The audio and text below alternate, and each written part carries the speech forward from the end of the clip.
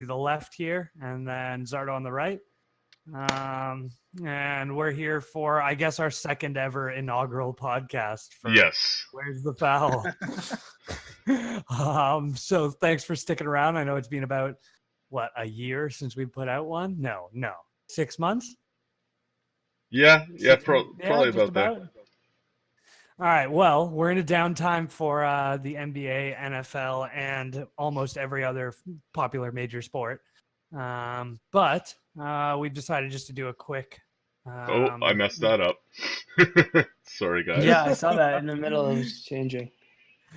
All right. Kinks. Well, it's not the biggest deal. Also, and our real fans will understand. Yeah. And who's watching us right now, really? Truth. So what we're going to do is this is all going to be very off the cuff. We're really a little fresh at this, so there might be some technical difficulties. But as I just did. We're going to... Yeah, but we're going to start off. It's a great day out here in Southern Ontario. Actually, just about an hour to our east is Toronto, and we have the 2018 Honda Indy Toronto happening today. Yeah, we do.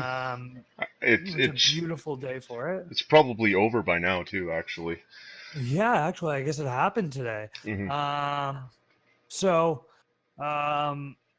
A lot of the stuff I was going to say now becomes irrelevant because I held off for too long on updating it. So, but, one of the big things I know that they were talking about was the track being repaved this year. So there was actually record low lap times. I know Joseph Newgarden, who ran in the pole position, clocked in at just about 59.49 seconds. I actually, an update, not to cut you off there. So Dixon won it. And the Canadian Wickens, the Guelph native, finished third, actually. So he got a podium finish. Yeah, so his hometown race is inaugural hometown. I guess from Guelph, it's the closest to a hometown race, right? So yeah, exactly. Yeah, which is good for him. But they're talking about repaving. They repaved turn 1, which has been a nightmare in the past in the Indy. Yeah, well, I remember they said that priorly there had been a lot of passing opportunities, and those... Oh, we lost you. We lost him, yeah. You lost me? There we go. No, you're back. I'm back, eh? Sweet. It's good to have you back. Good to have you back. I keep closing my sound settings, which I fix it, and then I'm like, oh, okay, I guess I'm done. And then I just close my sound settings again. I'm just going to leave these open in the background because I appear to have a problem.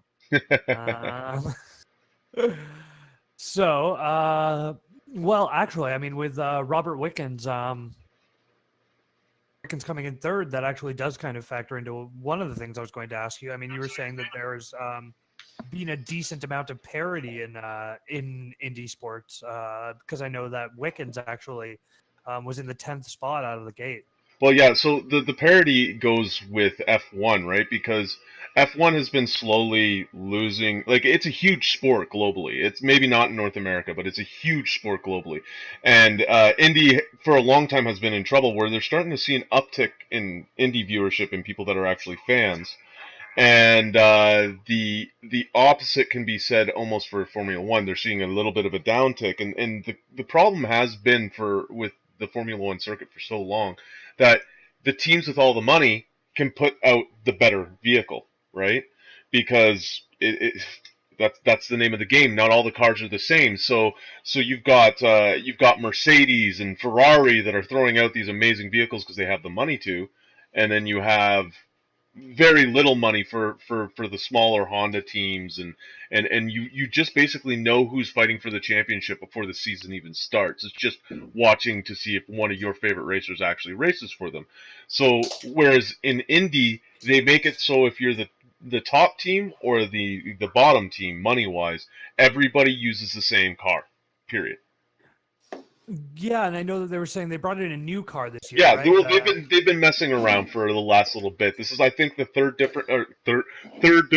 This is the third different car in the last, I think, 5 years. Indy has rolled out, and they're just they're looking to again make the cars faster as always, but again keep the field competitive so that it's not dollars in teams' pockets that are making a competitive race. It's the drivers themselves, which I think makes a huge difference and has piqued my interest back into Indy racing, where before it was totally on F1. But I was getting bored with watching the same teams win over and over again. If you remember the famous team that Jacques Villeneuve drove for, Williams Renault, that's why Renault came, like, he got, or Williams, I think, sorry. He left. He left the racing game. He was just tired of beating the pants off everyone. He was just like, yeah, I'm the best. All right, bye. And it's like the manufacturer being like, no, I'm bored. Like, and again, yeah, it's just like Tom Brady retiring after his Super Bowl win. right. Or what happens when Golden State finally breaks up? It's just going to be like, oh, we just lost that best team. That's it. And then everybody going for the scraps. Like, oh, I could get a championship now. Like LeBron leaving the East right now. Like the the pie in the sky Raptors fans right now, which are like, we rule the East now, bro. It's like, no, you don't. That's a cheap shot. This wasn't even about basketball, and you managed to sneak that one in. But sorry, what were you saying, Matt? Well, it's just, and again, it bridges that we're having those issues in sports, like on a lot of levels, like not just Indy versus F1. You're finding it right now in baseball. Viewership is down. They're trying to figure out what's going on. I think a lot of it has to do that we know that the American League East, in the American League in general, is on lock. There's no competitiveness. We've only hit July, and you're disinterested. The Jays aren't making it here in Toronto, so it's just like whatever. We're hoping they bring up a kid that's 19 years old in baseball right now. It's not hockey. That doesn't happen in baseball. Very rarely. You know what I mean? We're just like, it'll be better than watching what we got. You know what I mean? Because everybody's old and injured. It's the same thing in basketball. That's all the conversation right now in the NBA is like, what do we do to fix this issue with parity, or is it an issue? Right? Because dynasties have been proven to make money. And dynasties have proven to bring up viewership, right? But at the same time, it is kind of boring to watch. Then you get leagues where people literally watch just to see the playoffs and the fun. Like, well, what's the point of having a regular season then? I can definitely tell you that I have hit my dynasty ceiling here. Well, I think that yeah, the difference though too is the same thing I think F1 has. It's a 2-team race. Right? Like, seeing the two teams battle it out for a decade is boring. We're really used to the GMs and the coaches being in control of the league. Now it's the players are choosing where they want to play. The players have always chosen where they want to play. I don't like. I feel like that's a bit of a straw man argument. That's just my opinion. But players can always take $5 million less to play for team A and B. I think definitely the inclusion of the player option, the team option, the Supermax contract for teams that have their own, that have retained a player for, I think, 4 years and an all-pro appearance? Yeah. That does give, because what you're saying essentially is, I am one of the top, 5 players in the world if you get an all-pro first team. Mm-hmm. I'm one of the top 5 players, or really one of the top 2 players at my position. You can pay me more, but with the way the cap has been going and how much it's been increasing, there's a chance anyways that if I leave and I have another great 1 year, say I do the LeBron James staple 1-1, that I can then increase my earning power by going somewhere else for another 2 years, signing another max contract at a new height because the cap's always increasing, and then going other places, right? So you lure the team in with the thought of a 1-1, with a 2-year contract, and then say one of your players gets injured or they change a coach or anything like that happens, then all of a sudden you're gone to the next city that's going to take another 1-1 flyer on you.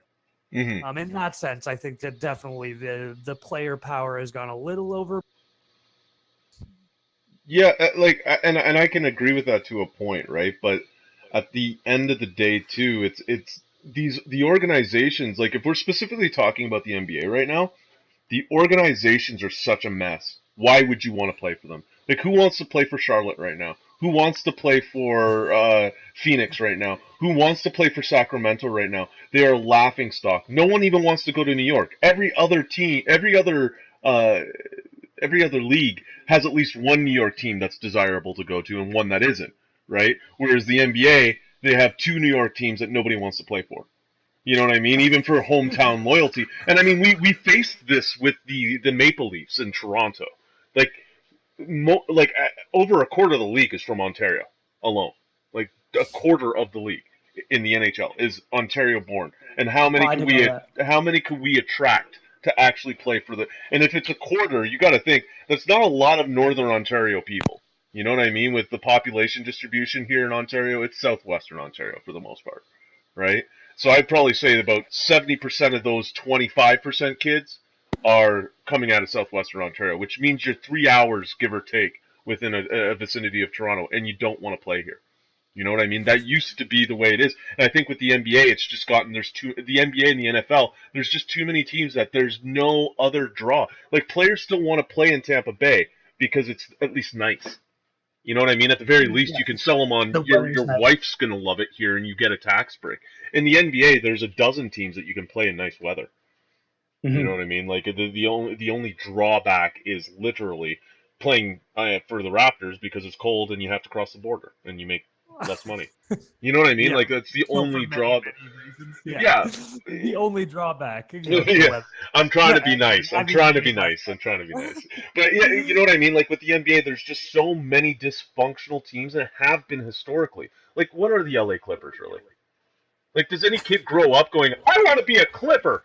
No, because in the 80s it was Magic, in the 90s it was Kobe and Shaq, and then the 2000s it was Shaq, and now it's LeBron. Nobody's like, I dream of being Blake Griffin and a Band-Aid in the league. Like, no one. I think for a minute there was a chance of some kids definitely growing up with the thought, you know, back when you had, really when Lob City came into being. Yeah, but it's still hard. You need to have the wealth in terms of championship teams spread around for a bit in the league. And I think that's what the NBA is suffering from right now. Golden State was a surprise, but when Golden State is done, watch them go back into mediocrity, right? Like because they don't have the pedigree that the Lakers and the Celtics have. And eventually it will be them back at the top, like it's the Yankees in baseball and the Red Sox. Eventually they just come back and everybody needs to just tank. And I think with the NBA for sure, they've learned that I think their cap is just way too high and their owners no one can afford to run an NBA team. Nobody, even Mark Cuban's just like, I want to tank for a year. You know what I mean? It's Mark Cuban. He's a shark. Yeah, but having said that, Kobe Altman doesn't think that they should tank, and I mean, he says they don't want to tank. I think there's a difference between willfully tanking and just being terrible. And so yes, he's right. You know, they don't need to tank. They will.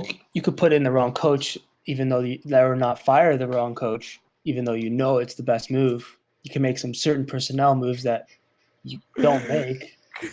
Toronto. No. Toronto. Toronto. Yeah, you can literally fire the coach of the year and say, "Oh, we're not tanking. We're just going to trade DeRozan and then take the 1-on-1 for Kawhi Leonard." To that point, if you look at, I think sometimes as sport observers and fans, we forget that these owners, as an owner, as a business person, why do you want to spend $100 million on your lineup when you know there's no chance that you're going to get a playoff gate? What is the point? Honestly, just to appease fans, you put a winning team on the court, you'll appease fans. But just spending to the cap to spend to the cap, I think, is part of what's hurting the NBA because you've got a lot of players that don't deserve max money making $20 million, which makes them impossible to move. So maybe if the cap was smaller. Isn't that why Jimmy Butler threw 4 years, how much $1 million? He's like, no, I don't want that because he knows that cat's gonna get a huge contract. He's like, I'm better than him. Why is he gonna make more money than me? That makes no sense. But that causes. He's one of the players that he's a John Wall type, where the money for him is very much an indicator of his skill. Yeah, and that's a big deal for him to be paid more than other guys in his area for sure. Yeah, especially on his team that he thinks doesn't play hard or. Yeah, well, work out took, 13 shots in Game 7 of their playoff series last year. he had taken 8 shots a couple games before that. This is a guy who all rookie first team. He was all pro third team. And then Jimmy Buckets comes into town, and all of a sudden Wiggins and Cat are afterthoughts. I think that's another reason why Jimmy didn't want to sign that long-term extension, because they had just signed Wiggins to a long-term extension. They're about to sign Cat. And I don't think either of those guys really seem to me like high effort playoff type, Lance Stevenson, Rajon Rondo, if you want to talk about, apparently the quintessential But then that's the end of playoff player. Tibbs. Wouldn't that be the end of Tibbs? Because Jimmy Butler is his go-to guy for that tough, that like workhorse kind of style. And he's there like the mascot for that. If you lose Jimmy Butler, then Tibbs is gone too, right? Who's going to... Yeah, but if you're looking at it again from ownership perspective, when it comes to being Minnesota, why do you care? I mean, by the time there's a window open for you to really win, Butler's gone anyways. He's out of his prime. Even if he retires there, you're in the West. You're look at the West right now. Why? What is even the point? They should just do a random Las Vegas round robin in the West. And then just be like, this is where you're seated, 1 to 16, and then we'll do a NBA madness, and that's it. And then whoever comes out of both sides plays for the champ. That would be the only way to bring parity into this league. Because at the end of the day, if you're an owner, what is the point? It's like you've got LeBron now in the West. You already have juggernauts in Houston and in Golden State, of course, and you've got an up and coming team who's been a slow build for like how long have we been talking about Utah? Utah is always the darling of the event, and then they just never make it as far as they should. You know what I mean? Like they're the San Jose Sharks now of the NBA, and I mean Mitchell was a great pickup, but I can't fathom why you'd want to spend Jimmy Butler money on Jimmy Butler, or why Jimmy Butler would even want to stay there. Hopefully all this causes is a shift where stars are like, let's get out of the West. I don't want to play that hard for a year. And I think you're definitely right about that cap boost a couple of years ago. Definitely bring a lack of parity. And I think at the base level, it's a lack of parity in contracts. And as a result, guys are asking for more money than they might be worth and getting upset when they don't get it. Well, we saw this, sorry to cut you off, but we saw this in the NHL when they had a bit of a cap boom a couple of years ago. You saw a lot of middling players. They weren't bad players by any means, but their contracts made them bad players. I think in the NBA, we have not even that, like just a couple of years, like David Clarkson, his deal. David Clarkson's deal was ridiculous, and it wasn't because he was the better of the free agents out, and they had just gotten a cap bump, and everybody was spending. And now you're getting this middling guy making about like between $5 and $7 million. He was $7 million. Yeah, never a $7 million player, even, like at any point in his career. But when you give the league too much money to play with, all of a sudden it's like giving a teenager millions of dollars and being like, go play. You know what I mean? Like, these aren't financial specialists that are GMs. These are guys that fall in love with the guys that they want to go after, and when they sign them, they're just going to be like, in their head, this is the team, right? Like, and it doesn't need to make sense to anybody else but them. They make the decisions. But the NBA is a bunch of kids, GM-wise, that have been giving way too much money to blow on players that don't deserve it. Tristan Thompson is sitting there making max money, coming off the bench for like 3 minutes a game in the playoffs, right? Like, I think it's weird how a player can get a max contract and then not perform to the level that he played at the year before his contract was up for renewal. You know, like they play so much harder for that money, and then when they actually get the contract, it's like, what does it matter? You owe me money.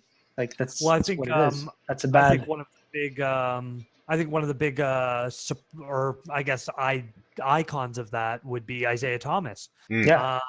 A guy who played and played really that well that 1 year. Yeah. And now, do you think that was a contract year thing? Do you think that was a Brad Stevens effect? Because I know that he tends to have that kind of positive effect on players. Do you think it's a combination? Combination, but Brad Stevens is probably like, it's probably like a 70-30, right? Because I think Isaiah is only so good. right? Brad Stevens has an ability to hide players, especially when it comes to how defensively poor they might be, and he did a really good job at doing that with Isaiah and not having it hurt the team outright, where Cleveland has no ability to do that. You see how bad everybody is on D when they play in Cleveland, and that's just a reality of it, right? Okay, so that does kind of segue nicely into our NBA free agency talk. I mean, especially with the lack of parity in the league. Now, I wanted to start with Jabari Parker, but considering we've been talking about all the bloated contracts and the cap boost and everything like that, I mean, Clint Capela still isn't signed to a contract.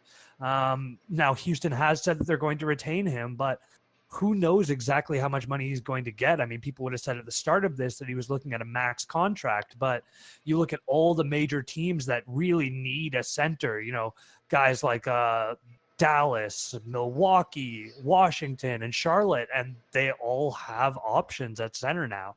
I mean, and really one of the least effective but most important to the team, weirdly enough, is Bismack Biyombo, who Charlotte just picked up. For a $17 million tagline. That's craziness. When Toronto lost Bismack, the conversation was about how it blew my mind how much a player that just was an energy guy was all of a sudden going to be making in the NBA. And like I was like, man, I'd keep him, I'd sign him. And like everybody was like, you're nuts. Like he's getting big money. And like to 17 million, like if we think about the players that make $20 million, is Bismack in that category at all? Like he's $3 million. Reference. Well, like I mean, like look at DeRozan. DeRozan, what? He's $23 million guy. DeRozan, I think we've got a 27. 27. 27 a year. $1 million, 5 years, right? Look at guys like, well, if you're going to look at his position, it's a little more difficult. Okay. Really, the only guys that are making that kind of money would be your max contract guys. Well, even Mason Plumlee, who got signed in the same season. I mean, he's making, I think, $11.5 million a year right now, somewhere in that ballpark. Comparable player. I mean, different styles, but as far as the impact that they can have on a game, very similar. I don't know. You know what? It was really just business playoff. Right? Yeah. I think a lot of it has to do with are the GMs watching the games? Do they have time? Like, well, I think basketball. I think basketball's stuck in the pre Moneyball days. You know what I mean? Like when the start of that movie, he talks about like a bunch of old dudes sitting in a room being like, "Oh, I like how he looks. I like that he's big." Yeah. And I like how much of the NBA do I hear, especially when it comes to like drafting? Are these guys not looking at like real data, and they're talking about, oh well, like his wingspan is great and this and that, and then you watch these guys hit the NBA and they're like noodles on the floor. They get tied up, they play no D. It's just this idea of what a player could do if you could, and there's so very few raw talent guys that end up working out. DeRozan being one of them. I'll give the guy some love for that because he's always he's always put the ceiling up higher for next year of what he could do. But outside of that, like a lot of these players, the reason why everybody was so high on DeLon Wright is because of how he looks physically, what he could do. And that talk in the NBA is too much, and it's all based on the fact that these guys are built like they want to, not the fact that they actually produce at that level. So Jabari Parker, though, he's had a lot of talk when he was coming up that he was going to be a great player. What happened? He's coming off of his second ACL surgery now? Yeah, second one in 2 years. And what time did when did he come into the league? Like was he a 2-year guy? Was he a 1-year guy in college? I think he was a one and done. Because I think he's still only 22 or 20. I think he might be. Let's go. Yeah, he might be like 23. We can fact check that. Yeah. But I mean that's tough because he's proven he can be a 20 point per game scorer. Only. But he can play defense when he wants to. But he has to when he chooses to.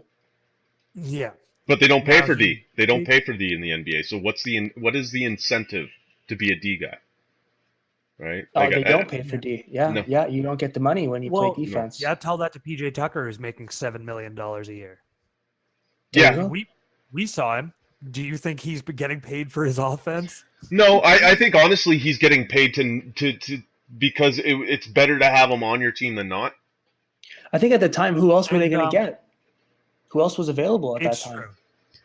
There was Well, a I lot mean, of circumstances to that. Yeah. Well, I mean, he was Yeah. signed by Phoenix, right? And I think that was during the cap boost. He got signed there.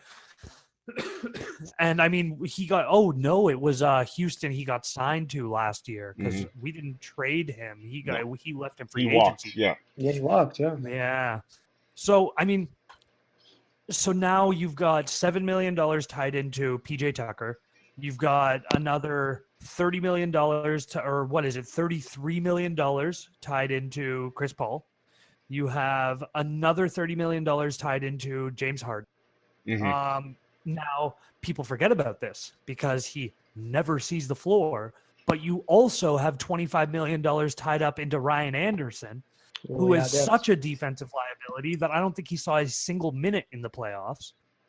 Now, if you're Houston, how much money are you giving to Clint Capela? Right. Knowing that Jabari Parker, an injury-prone guy, at a similar, if not the same position, but another forward guy, got signed for $20 million a year.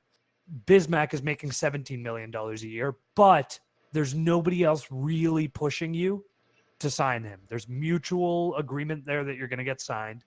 Do you give him 24? Do you give him 28?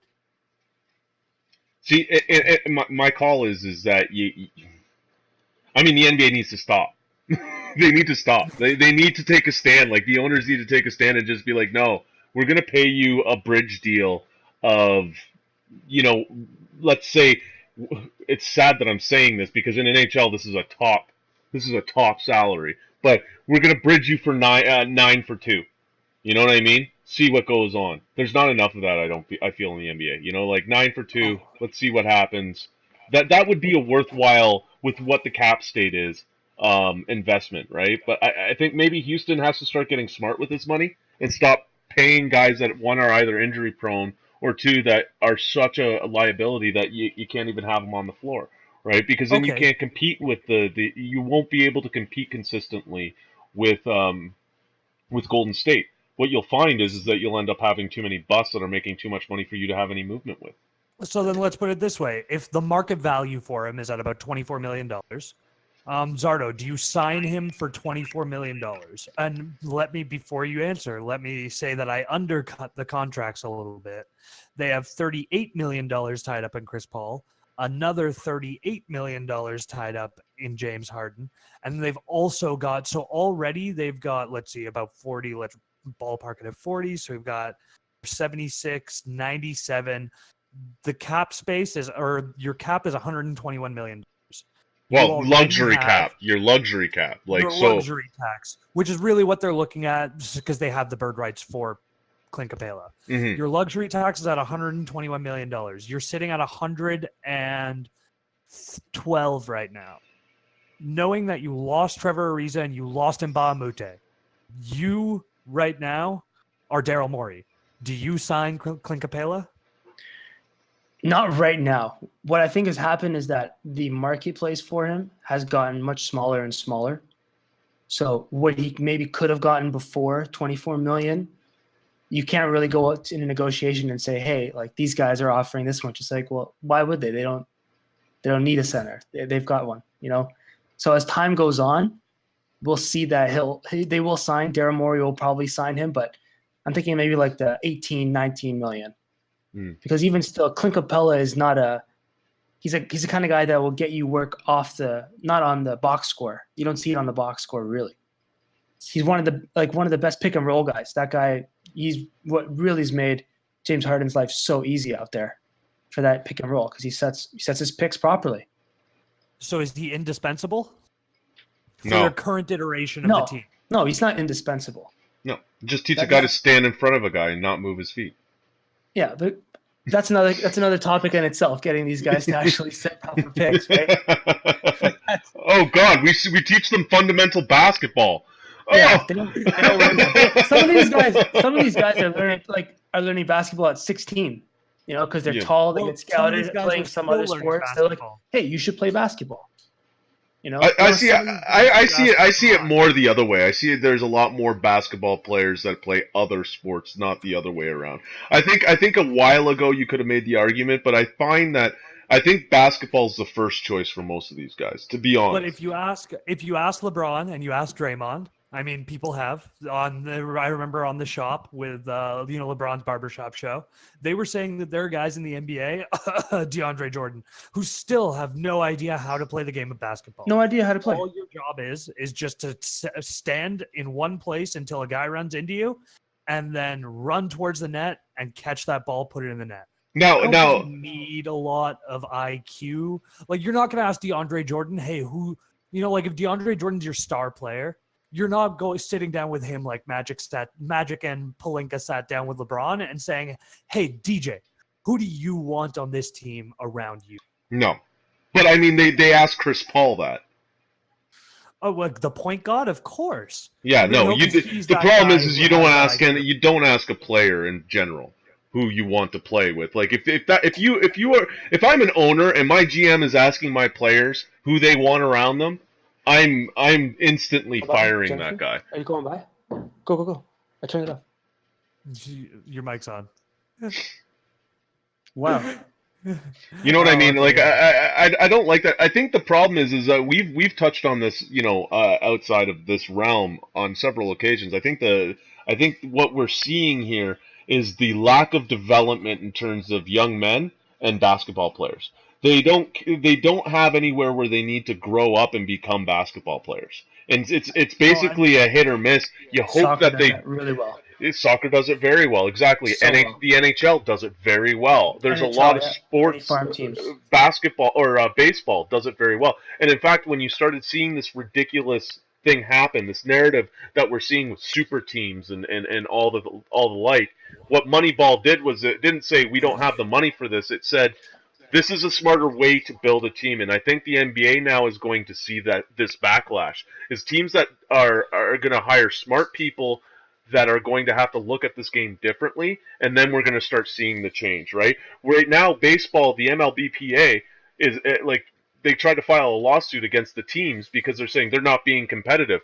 Yet these teams are more competitive than the teams that are supposedly being competitive because we're not looking at the same factors anymore. If he can score a lot of points, let's give him a shot, right? They're looking for fundamentally good players that have rusty spots maybe. Well, we'll fix that up. Not, we're just hiring a guy because of how he looks on the court. Oh, I love how he looks.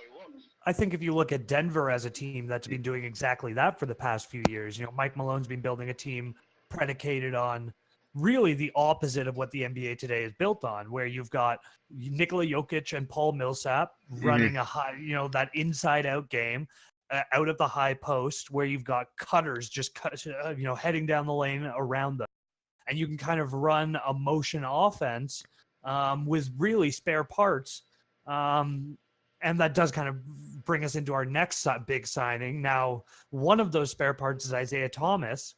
Yay or nay? What do you guys think on this signing? Let's start with Zardo.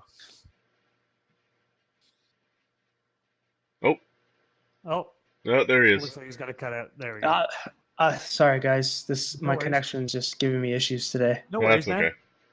So I was just asking, what do you think of the Isaiah Thomas signing in Denver? That's an interesting one too, because Isaiah Thomas, he's going to have to prove it. It's been a while since he's played, and I think even with the Jabari Parker thing, again, these injuries they're haunting these guys. Some of these injuries you don't come back from, And it's, what was it, a high hip strain or something? And on a guy, his height, he had he had a labrum. He had like a small operation on his labrum, which turned out to be only a stopgap solution so that he could get through the playoffs, and spent the entire next 6 to 8 months rehabbing it. Now, I know, Matt, you've said that you're not the hugest fan of this signing, eh? Well, what's the term in numbers again? It's 2 years at... so it's 1 year. 1 year. I mean, really, at the end of the day, especially if you're going by DeMarcus Cousins standards, it's 1 year, $2.9 million. Yes, see, and then okay, I take a chance at those numbers, right? I take a chance on any. You can sit him on the bench and it doesn't hurt you. It's not 17 mil for biz, right? Like this is the type of things that NBA teams need to do. So it works with your point of saying that Denver is trying to start to do things right. I think the other team you have to give credit to that is Utah as well. Develop internally. Don't overpay. just because a guy has a good season. Man, is Utah sponsoring you? No, I like how they build a basketball team. I like how they. Honestly, like I don't like the Jazz historically, never have, but this is something that I enjoy watching teams like go. Okay, this is the landscape we live in. We're never, no matter how big we're going to be, we're never going to be a premier location for guys. And you have to be smart about how you build. Then you can't pay Ibaka what you paid Ibaka, like what the Raptors pay Ibaka. The way that a lot of these owners, they might be looking at it differently than other sports franchises, I feel, is that they're making money anyways. I don't know. No. How many stadiums are empty in the NBA? Sacramento. The Clippers don't fill out every. Atlanta, Charlotte. But I think there's maybe 4 or 5 teams, maybe 6 that don't every night. I mean, even the Brooklyn Nets have a sold out stadium every night. That's because it was smart for them to go to Brooklyn. But they don't need to have a good team. They don't even need to try and win. If from an owner's perspective, it's just let's make some money. Yeah, well, again, I think look at Jerry Dolan. That's a very. If that was true, the NHL would be full of Canadian teams. Selling your stadium isn't what makes you the money. The money's on TV deals. The money's on how many people in North America are buying your jerseys, right? If that was the case, then the Quebec Nordiques would have been a lock. We wouldn't be talking about Houston or Seattle right now in the NHL. We'd be talking. I think the social media age has definitely changed that a little bit. I mean, it's hard. Giannis is still a superstar, a bona fide superstar. And he plays in Milwaukee, right? Like, they're still a profitable team because they're still going to be getting Giannis jersey sales. Okay, but there's being a bona fide superstar like Giannis, right? Who is considered to be the heir apparent to LeBron James if he can stay healthy, right? Of course. But you're pairing a generational player. You know what I mean? Every team has a version of that guy. Kemba Walker is still that guy in Charlotte. But the Charlotte fans aren't showing up. I guess Atlanta really is the only team I can think of that doesn't have that guy who's going to sell you jerseys, sell you merch, create that affinity. Because I mean, Dennis Schroeder, I guess. I honestly, if I felt like a team was making money no matter what in the NBA, then I think that the league would step in when it comes to the Raptors, as an example, because I don't feel like the Raptors are. They have their star players that sell a lot of jerseys. But the problem in Canada is, and the problem with small market teams in the U.S. in general, like Milwaukee, like Utah, is the TV deals aren't going to be there the same way as it's going to be for even teams like Houston, who might seem like, or a team in Phoenix. The reason why leagues don't give up on Phoenix is because that's the 3rd biggest media market in the United States. No one knows that, but that's the case. That's why you desperately just say, fine, we'll leave you alone, figure it out. Because if you can, you're going to make lots of money off of the competing contracts TV-wise. That's what makes the league money. That's what makes owners happy. And I think at the end of the day, selling out your stadium is just a small part of it. Like, again, you could sell out your stadium, but when you have a payroll of $123 million every year, that's a tough go for these guys. What teams have won recently that have bought a superstar or gotten one? Acquired through. Let's say devious means. Maybe devious means, but the players getting together. But how many teams have, besides LeBron James in Miami? I think it's really just Golden State. Well, yeah, it's Miami. Golden State won, but Golden State won before they were all through the draft. That's all through the draft. So if you're calling this iteration a different version, then I think you say Golden State. Well, and Boston did it before them. Boston. Or I guess if you're assuming that Boston Golden State wasn't going to win with Kevin Durant or without Kevin Durant. No, they would have won with Kevin Durant. For sure. Would LA have won without Shaq? No. Yeah, no. It happens. This league has always allowed this. That's why it's funny to hear the debate. There's never ever been parity in the NBA. Now, if we're talking about the social media makes it more. It really is. And now, if we're talking about let's say superstars or star players kind of grouping up, do you think that? I personally am willing to give Isaiah Thomas one on the star ballot if he can stay healthy. are we thinking that this could be another pairing where Isaiah coming off of where he doesn't have to be the guy anymore like he was in Boston and carrying the offense through every night? Do you think that there's a career resurgence in store with Denver for Isaiah this year, where he, let's say, next year could at least be a starting guard for a competitive team? What was his major takeaways? The fact that he could just turn it on and give him the ball and he'll score in the fourth quarter. I think Denver already has the ability to do that. They have guys that can play. And Isaiah's on the wrong side of everything.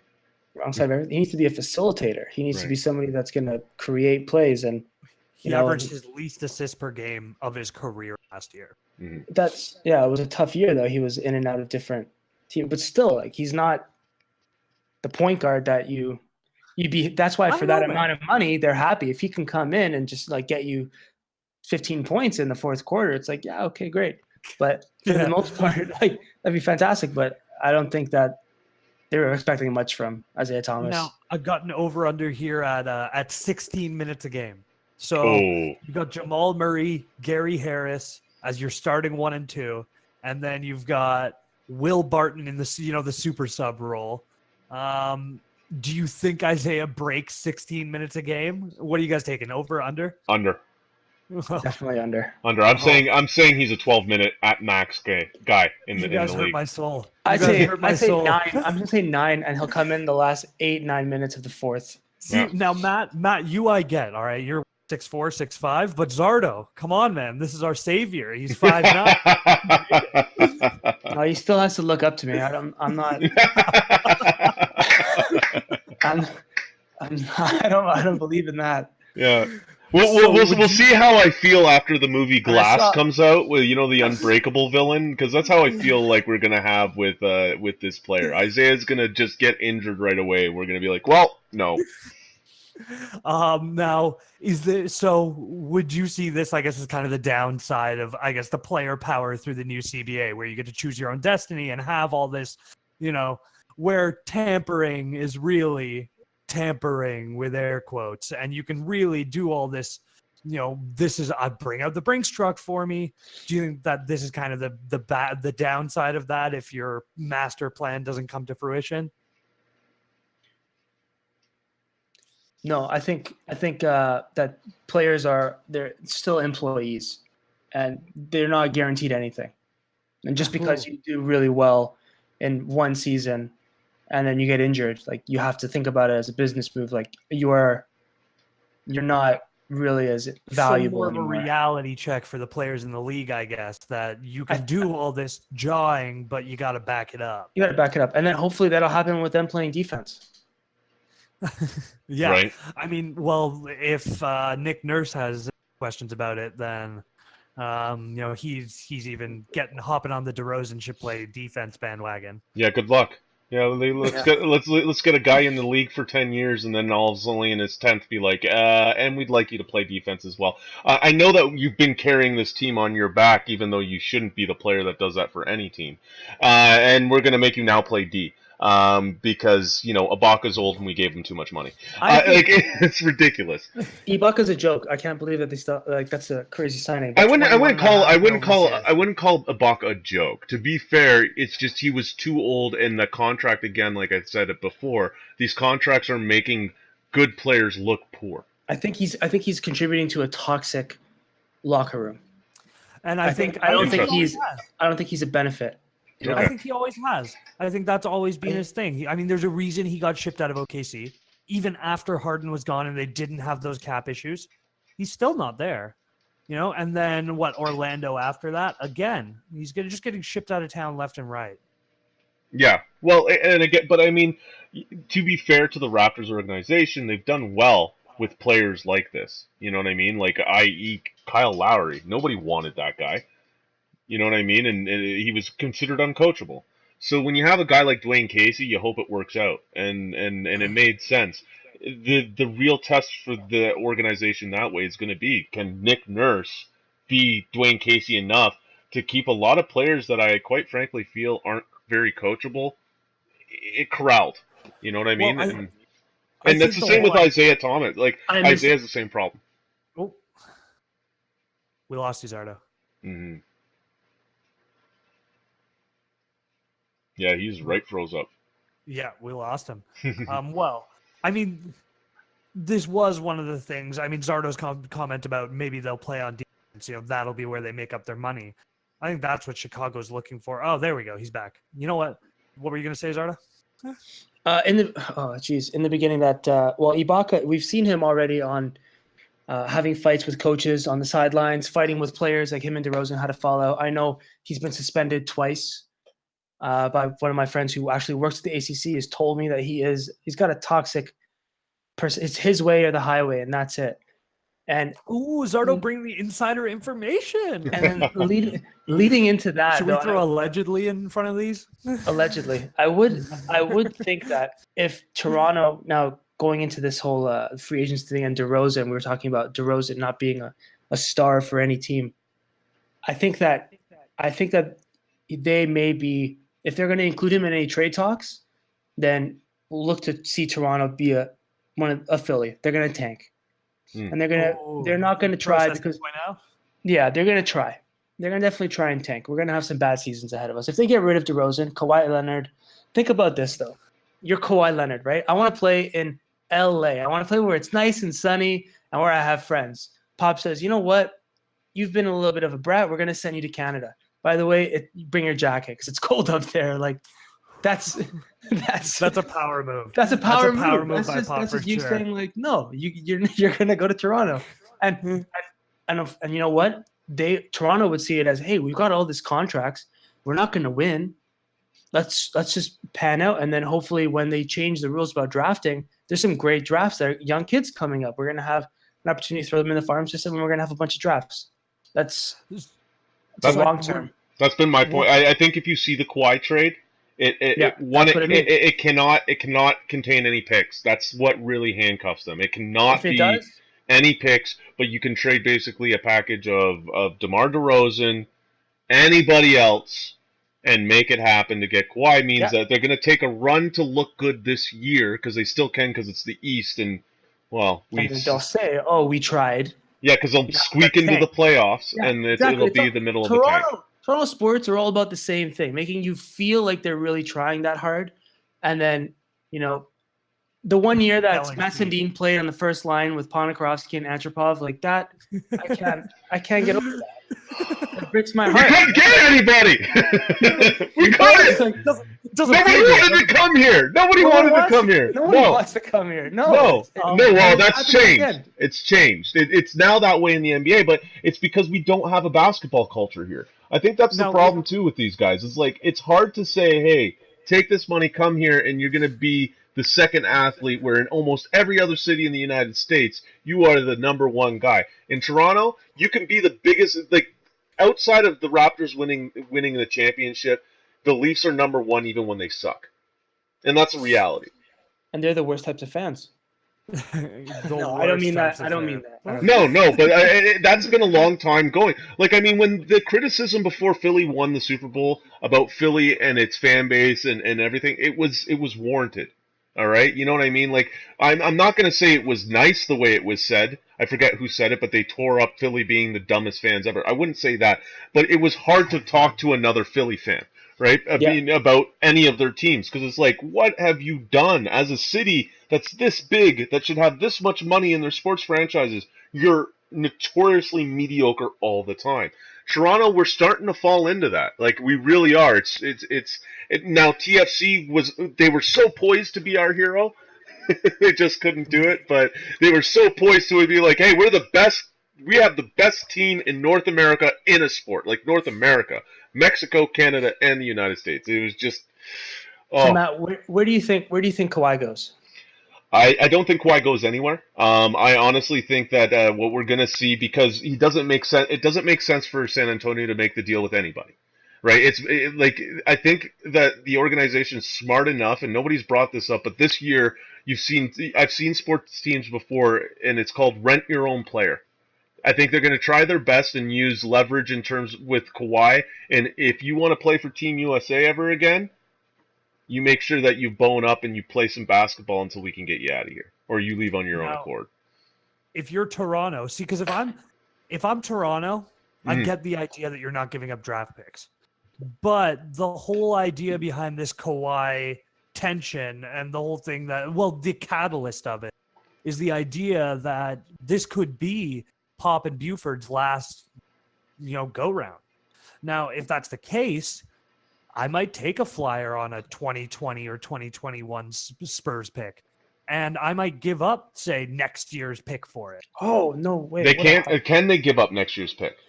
Oh, you're right. We can't give up this year's pick. So we'd be giving up our 2020. Yeah. Now, that's the last year that we would have, depending on who we give up, if we were to trade DeMar or we were to trade Lowry. That's the last year of Lowry's contract. That's the last year of Ibaka's contract.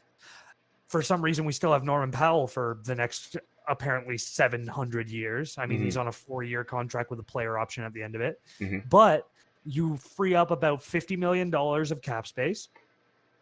And yes, we don't have a draft pick, but if we can give them DeMar and a pick and say DeLon Wright or Fred VanVleet, who I would like to keep a little more. You're not going to see VanVleet move because they just signed him, and they would never sign a guy ever again if they did that. Like that, it would just send a sign like, look, they'll sign you for a really good contract because you want to stay and have an opportunity, but then they'll trade you to get a rental player. Yeah, right? But to get a rental player, these guys, VanVleet would feel like that's a real. That's sour grapes. Then let's say who's a kind of pop player, Siakam. So you give up Siakam and maybe Pirtle, because I personally am a little more heavy on Nogueira than Pirtle, but that's just me. Maybe Pirtle, DeRozan, and a first for, let's say, San Antonio's 20 and 22 first-round picks. So then we try to play out the next 2 years. Again, you'd have to play the 2 years out, but anytime you slice getting rid of the first, I would have been okay with it if they had a first-round pick this year, which they did not. You know what I mean? The cupboard is so bare right now in Toronto. They're all up on the bench, and we know exactly what they are. Now, we hope that they're more. I think our youngest core guy is VanVleet at 25. Oh, no, Siakam's 24. I think San Antonio would be more inclined if it was a DeRozan and an OG trade. I know. I was trying to figure out a way to knock OG into it. Why though? Why? Why no OG? Just get OG out. Poise. OG's got poise. He's going to be good. The thing is that we need a superstar, and we can only get that through the draft. No superstars want to play with us, so we have to just try and get the draft. And and here's the thing with OG: is he going to, by the time he hits his potential? Prime. What do we have laid in front of us? What's in front of us? Yeah. I put him out as an 8-man rotation. Right. We don't need 8-man rotation though. Like right now I'm looking at this team in 2024, 2025. Not right now. I'm not talking about like the end of an 8-man rotation. I would put him as like an Iggy super sub if you can get him. I mean, obviously not at the same level. I'm not saying he's going to become Iguodala, but a Will Barton, Iguodala 6-man type. Defensive lockdown guy. You've got him, even with the Iguodala, you still need the Steph Curry. You still need the Klay Thompson. You need those guys, those first-round draft picks. You need those lottery picks. You need to become a great team before it all meshes together. I'm begrudgingly accepting. If we could get DeRozan, and then the Ibaka and the Lowry contracts will fix themselves, right? Because just put Lowry on the bench. No, don't even put Lowry on the bench. Let him play it out. Again, you're not going to be good when it matters anyways. It's over. Are you guys blaming it for you guys? Is the blame on the coach, the players, or the management? The organization. I've always been I've had a sour taste in my mouth with MLSE in general, being the owners of Toronto Sports. I just don't think that they have fans' interests at heart. I think that they've interests at heart. Yeah, and I think Masai Ujiri, after Denver and then coming to Toronto, and it was kind of like a big GM signing, but it's all smoke. There's no substance there. Yeah, well, I love how that we constantly grab the Raptors. I'm going to say the Raptors an organization because MLSE has done a really good job now with the Leafs finally. That team which is great. Thank God. That's what I'm saying. Like, and they've Thank God. developed the right way, but they can do this with the Raptors. But the Raptors historically, since their inaugural season has been a mess. With Isaiah Thomas doing what he did when he came in, and the promises with our first star Damon Stoudemire, and that being a whole bitter end, to the Vince Carter days being an absolute circus, and then the organization throwing Vince under the bus and saying, basically, we don't want to deal with his mama anymore. Get him out, and we'll make the fans hate him by saying he doesn't want to try anymore when he was just dealing with injuries. To losing Bosch straight up because we're it's the Hey, that was a Raptors. sign and trade. We got cash considerations. Right, exactly. You know what I mean? Like this team has mishandled, and like the Colangelo years were prime. Like they keep trying to find these like special GMs from teams that have failed. You know what I mean? At least with Dwayne Casey, they went to a championship team to get a coach, and look at how successful he was. Can you just do that with a GM? Find a championship caliber like assistant to the GM or somebody in the organization. But no, what do we grab? Well, Masai Ujiri, he's never won a championship, but he did really risky things where he was. And Colangelo, and then we see where Colangelo's at, and he's still Well, a joke.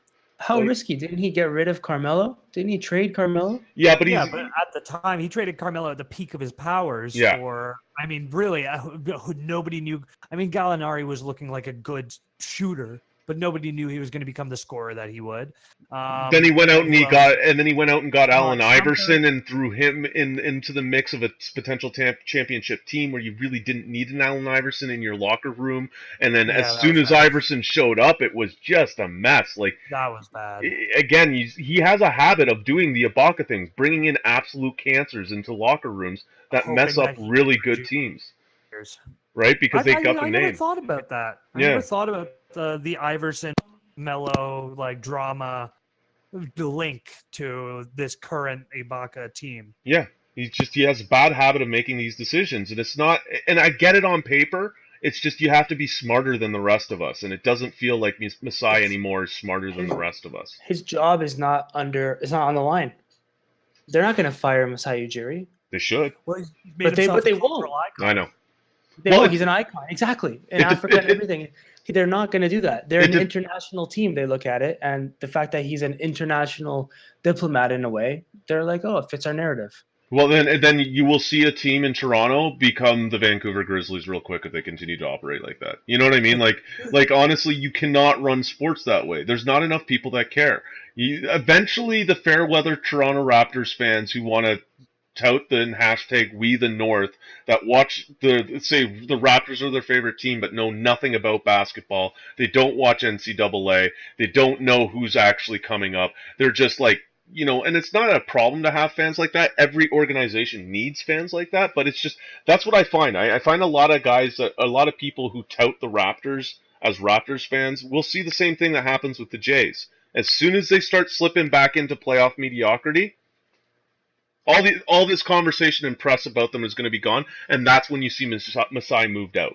Like, you know what I mean? Ujiri will be moved out, or he'll leave for a better opportunity. Hopefully, that's the case, because I think he's not good for this team.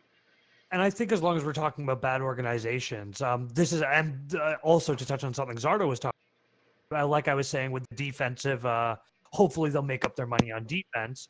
This is one of the big problems I had with the Jabari Parker signing. Because you're looking at two terrible organizations fighting over a player who has had 2 ACL tears in the past 2 years, until finally one of them overpaid him at 2 years, $40 million. Yeah. So this is a guy who, yes, has proved he can be a scorer, but at the end of the day can't stay on the court for more than 50 games a season, if that. There's no guarantee he's going to be the same player he is now that he was before. He won't. No, he won't. And they're pairing him. And Garpax, who is, I can't remember, Paxson and Gary something or other, are pairing him with now, you've got Zach LaVine, a guy coming off another ACL tear. I mean, yes, he looked all right in his games, but he shot 38% from the field. Well, he's not. But Zach LaVine, again, the hype on Zach LaVine is, I don't know where it's ever come from. Has he ever been the player, like a game-breaking player? No. What can he do? He's an eye test guy. He dunks really nicely. Yeah, he's an eye test guy. Like for sure. it's the problem with Blake Griffin. Like Griffin, he's a top player in the league, and it's like, yeah, if it was called dunk ball. It's called basketball. There's other rules. There's not just like if they started making you want to fix you want those players to make that kind of money, then start calling it like just start making dunks 3 points. You know what I mean? Unfortunately, the league isn't like that. You know what I mean? Like and you can't like Levine is a good player, sure, but he's getting paid again to be good at dunking. Now, Do you not what do you think? Do guys? you not agree? Oh, of course he is. But you know what? He's an eye test guy. I mean, when you see him play, he really does. He's got touch. He's got a really silky jumper. Mm-hmm. He's smooth, like he's a fluid player. Mm-hmm. But the analytics aren't there. You know, he No. pulls up for a lot of mid-range shots. You know, notoriously the least efficient shot in basketball. Yeah. You Not know, everybody wants to be Jordan and isn't kind of thing. And you know, he plays a lot out of the pick and roll, but he's really not a great facilitator out of the pick and roll, which I think is a big thing. So there are definitely some question marks there. don't get me wrong too. I think Zach LaVine, like from what I've seen of him as a person, you know what I mean, in specials and videos and whatnot, I think he's a good kid. Like he doesn't seem to be one of those arrogant NBAers, like in my opinion, right? Like what I've seen about what you can say about some of these guys that are always beaking off. It's never like Levine beaks off again. It's not the case, and I like the type of guy he is, right? But so of course, but there's only so much you can pay to a guy ACL tear. right. And again, so like if we're talking now about a guy coming 2 ACL tears, what do you guys think of the fit with Jabari Parker next to? I mean, they have a really crowded front court. Mm-hmm. Young, so who knows if they're going to be dumping some of those players down the line. But I mean, if you look even at just their 4 and 5 spots, you now have Robin Lopez, Wendell Carter Jr., Lauri Markkanen, Bobby Portis, and Jabari Parker now. Mm-hmm. So that's 5 guys in a supposed, let's say, 10-man rotation, because there's no chance they're going to the playoffs.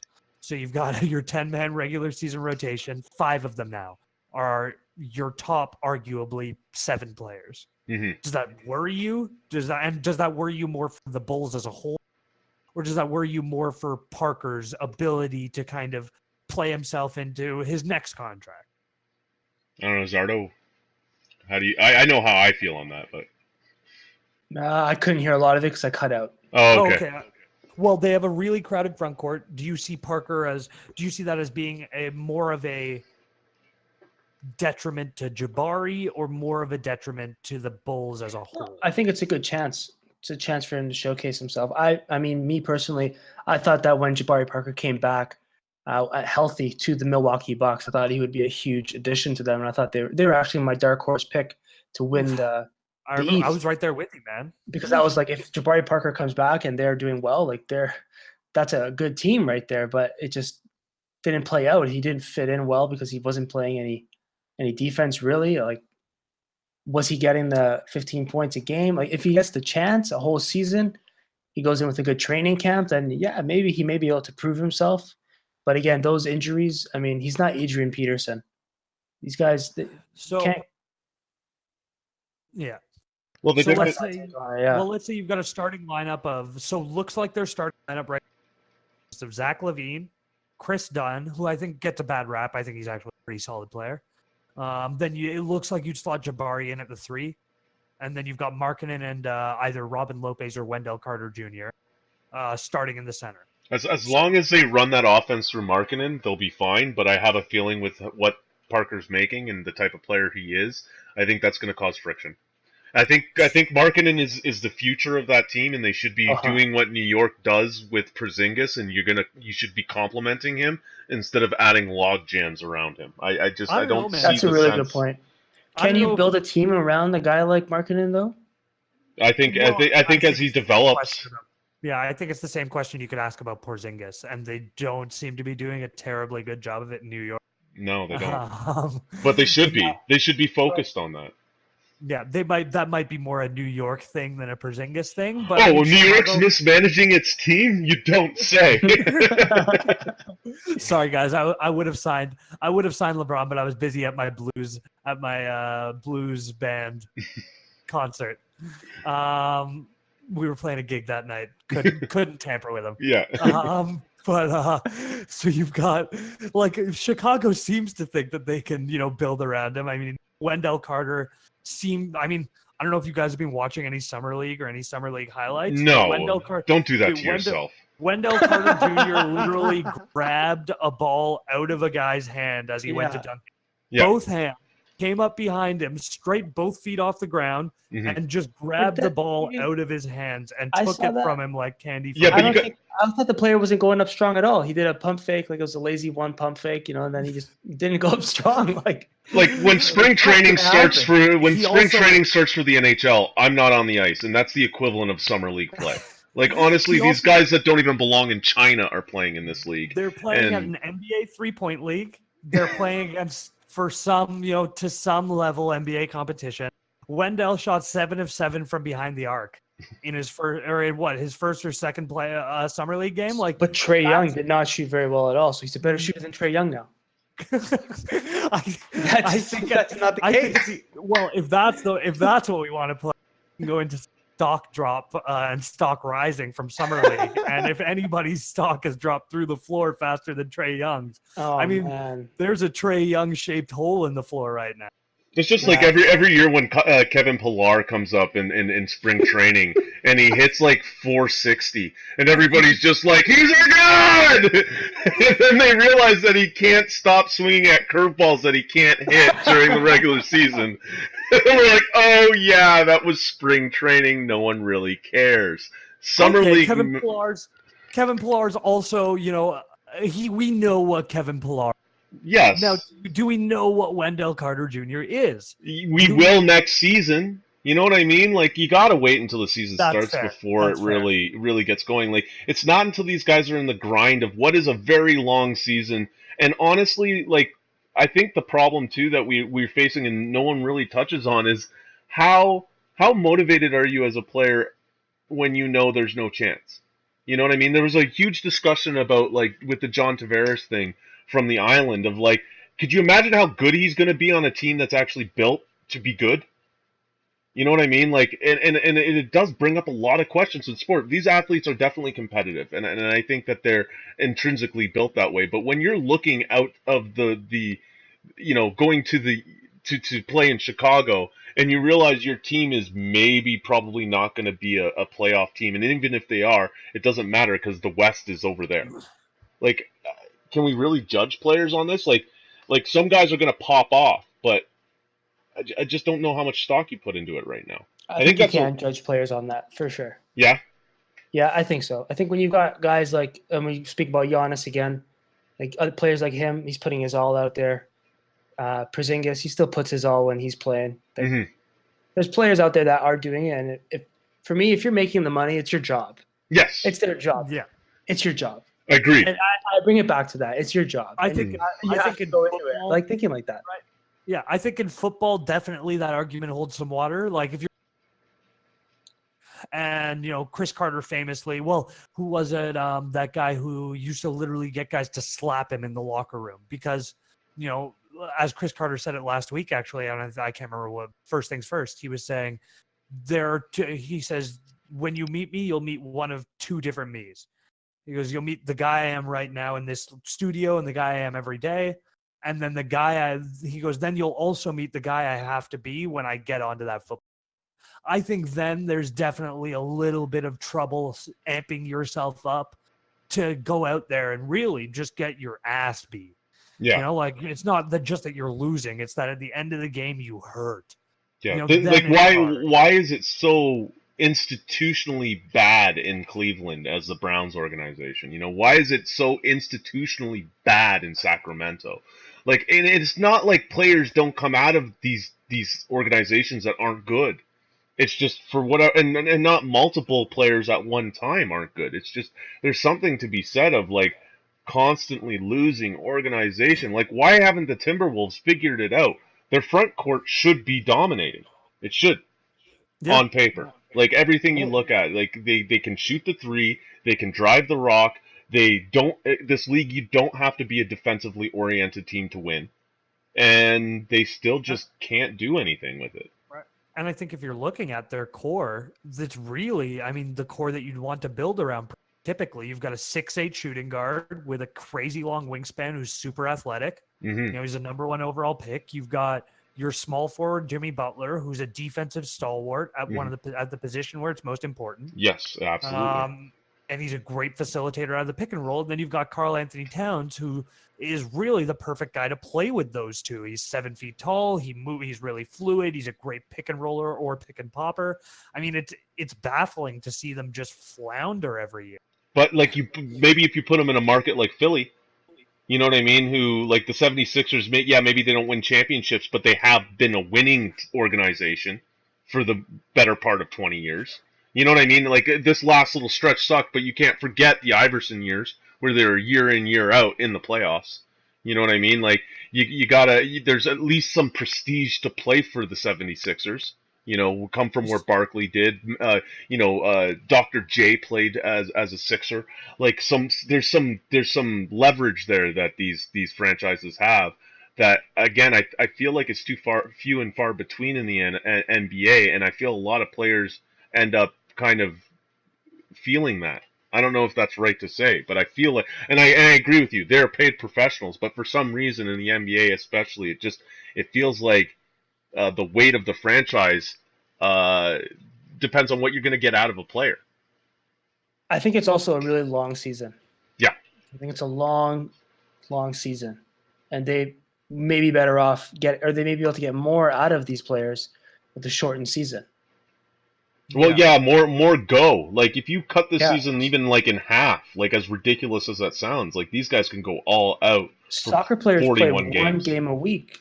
Yeah. 1 game a week, and they go all out, and they're playing at their peak, their prime. They're not worried about being injured, and they'll have less injuries. So like seeing some of these guys getting injured, it's like, well, that's fatigue. Mm. A lot of that's just fatigue, especially with all the ACL, MCL. Like this is all just recover from that. Yeah.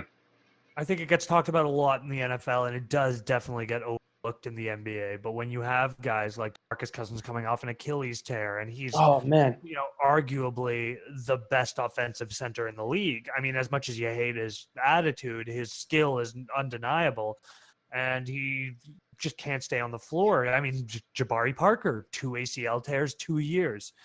Zach LaVine again on the Bulls, another Derrick ACL Rose. Derrick Rose. Or even just the fact that you watch the best player in the league walking the court in the playoffs. Because it's just too much. He's just walking the court. Like, and I'm not even blaming LeBron or saying like that's it's just like, dude, you have to. Like that's the mentality is like the league is grinding these guys into the ground, and like I said, I'd watch a lot more basketball if they made it, and I think it would bring some parity up because you could get those hot streaks for like 20 games, and that actually matters.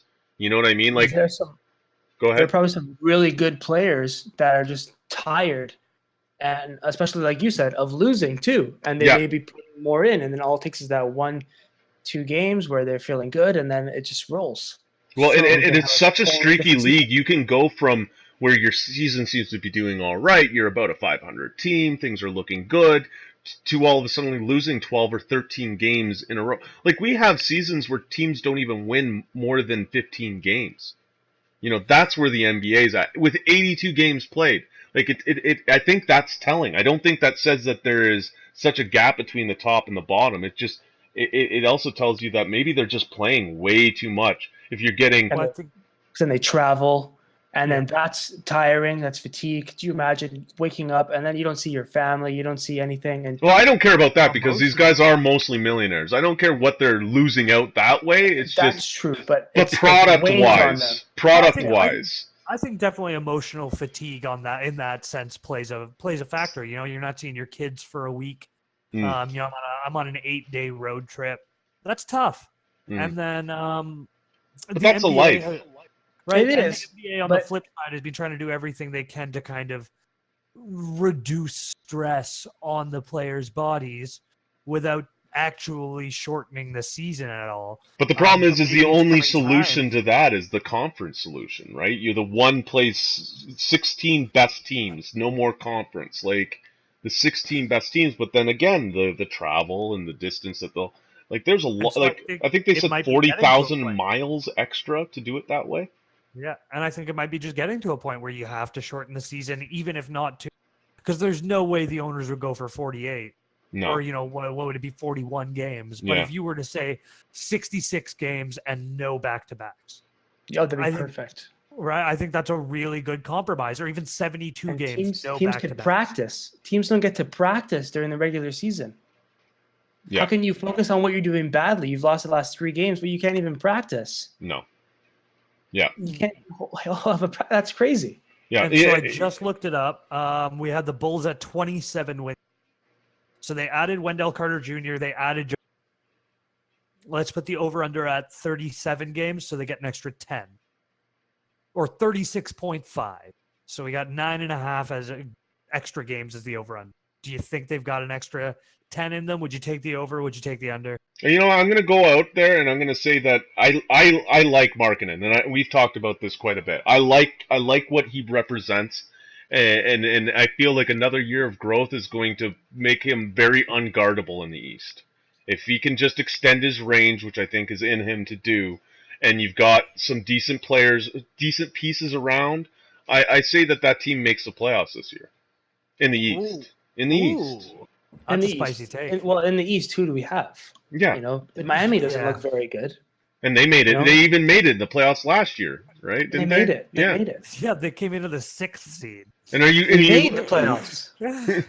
The Capitals, the Washington Wizards made the playoffs. yeah. Yeah, that was bad. But it's that's honestly bad. the problem is when you ask about the only nice thing about watching the East this season is going to literally be you're not sneaky.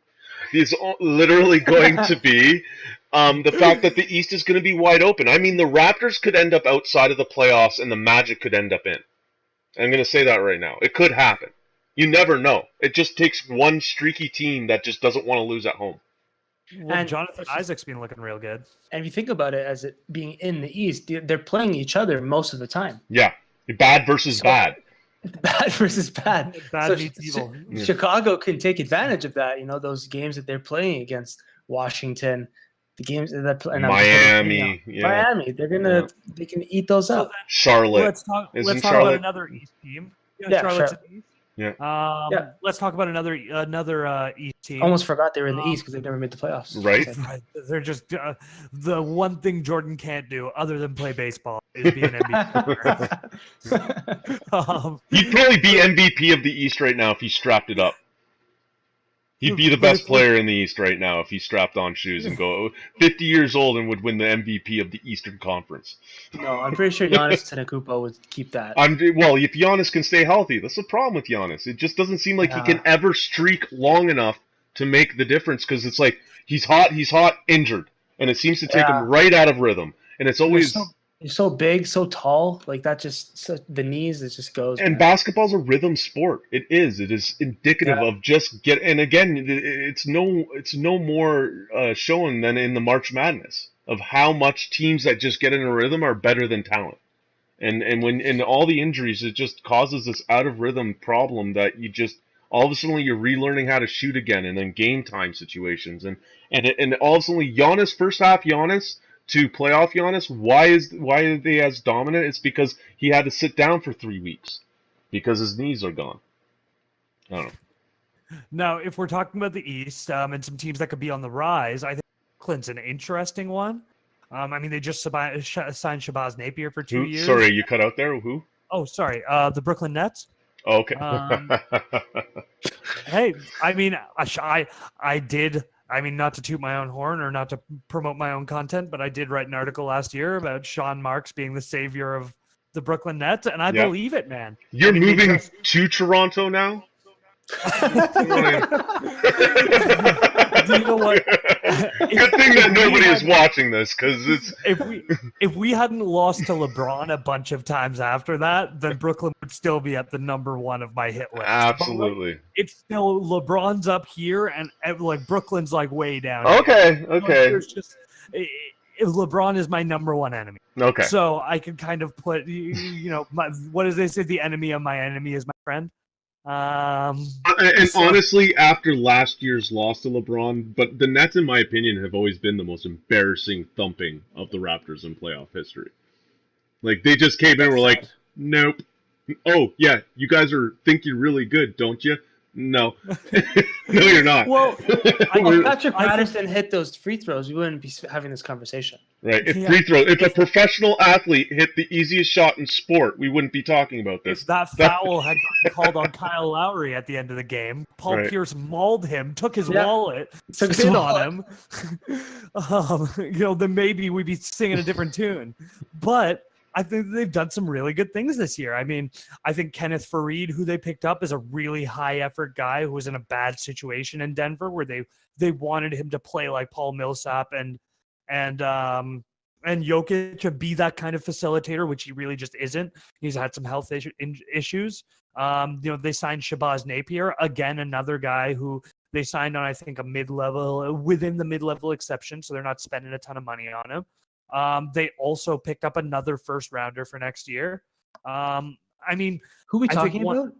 Brooklyn, the Nets. No, it's not. No. I mean, I think one of the most. One of the most telling. Sorry, Brooklyn's not. Yeah, you know what? And I would agree with you, but I think they have a very shrewd front office, and I think the reason one of the most shrewd moves you can make is take on Dwight Howard's contract and then let him go, so that you get not only Dwight Howard off of an NBA team, which I think first and foremost you want, but you also free up all of his cap space. I think that's a really great move, which not a lot of people would have seen. And then not only that, but they allowed him to sign with Washington, and now Washington has to deal with Dwight Howard. But Washington already has as much cancer. Like, once you have like full-blown lung cancer, does it really matter that you also get stomach cancer too?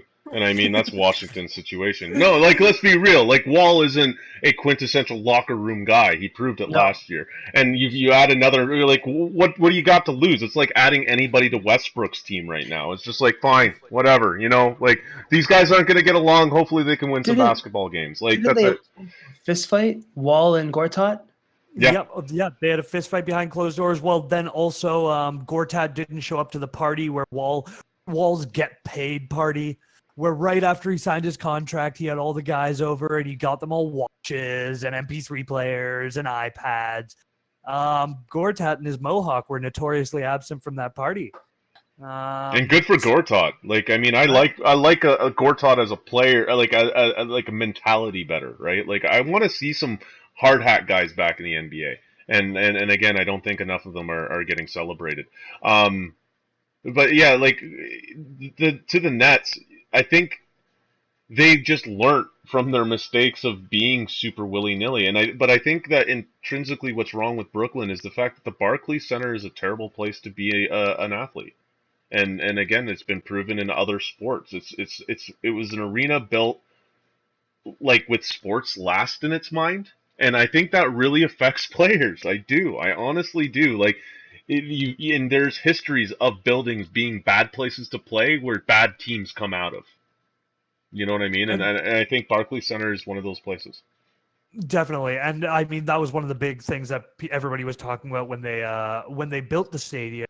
I mean, how it's a very cool looking stadium, but in actuality, it's not the best to play. And it's because they wanted to make it really feature the court in the middle. I don't know if you guys have seen it recently, but all around the court is black and all the seats are black, and it just soaks up all the light. And so it's a really dimly lit stadium, which I don't think they were looking at for TV deal purposes. No, and again, even with you go to, I'll reference the NHL because I admittedly know more about the NHL, but it was the same problem the Islanders had coming into it, right?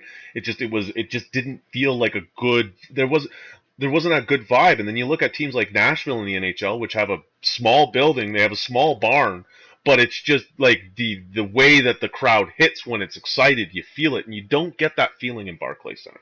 You know what I mean? You Yeah. don't get that like that 12th man in the NBA in the NFL. You know, like the or the 13th man, like whatever it is. Like in Seattle. Like Yeah. Seattle, Kansas City, like where it's just like where the state where your jaw, like your teeth are shaking. yeah, right, exactly. And I think that's part of something that's motivating for players to go out and just to hear the roar happen. I think gets you to another level. Like watching Ray Lewis walk out in Baltimore was shattering, right, guys? And I think that's something to be considered, right? Like it's hard to get up in a building that really isn't conducive for. Now, while I will concede to you that their stadium is not well built, and that some terrible tragedies have occurred in that stadium. I'm going to stand on the opposite side of you guys on this one. I think Brooklyn could be an outlier playoff team. Well, so can everybody in the East. Right. No, let them have it. Let them have it. No, I will. Yeah. These are recorded. These are recorded. We can go back a few months from now and say, "Coen, remember that time?" I'm right here on Twitch for everybody to see. I am calling Brooklyn Nets. I'll put them at 36 games, which, while terrible still, is good enough in the East to win yourself a playoff berth. Nice. Now, while we're talking about terrible, just to wrap up our free agency talk, Melo, we still have on the market. He has literally had the most humiliating thing that can happen to you for a team to literally pay you to. Oh, you're breaking up, buddy. Oh, that's just him? Yeah, that's just him. Yeah. I put my finger down on my. Give me a second. Yeah. All this momentum, that was actually the best way to describe Melo. That's Melo's career in an audio take right there. I messed up my headset. Oh no. Oh well, I'll deal with that later. They paid him to leave. Yes. And there now we go. I'm back in. You're there. And you sound better than before, actually. Oh, that's what can I say, man? So you've got Melo. They literally paid him to leave, and now it looks like Houston are the front runners for him. Mm-hmm. So, like we were talking about earlier, they're right up against the cap right now, and that's they're right up against the luxury tax without signing Clint Capella yet. So they're going to be. I mean, right now they're about, I would say, at the luxury tax ish. Let me double check that actually. So I don't know why, but I have this feeling that Daryl Morey wouldn't, with all his technology and the advanced statistics and everything, I don't know why they would want Carmelo.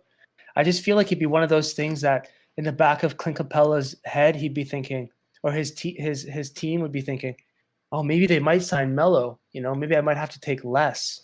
Yeah. And then agree to less before Melo comes in. I don't think that. I agree. When I saw the Melo to Houston, that's what I was thinking. It was a negotiation tactic to kind of leak it, kind of like how Ball leaked his injury to not be traded. You know what I mean? It's like it's a negotiation tactic. Why? I think there might be some truth to that. So the way it works is if you're under the luxury tax, if you use any of your exceptions, and Houston does still have their mid-level exception to be able to acquire Carmelo for 5.3 or less.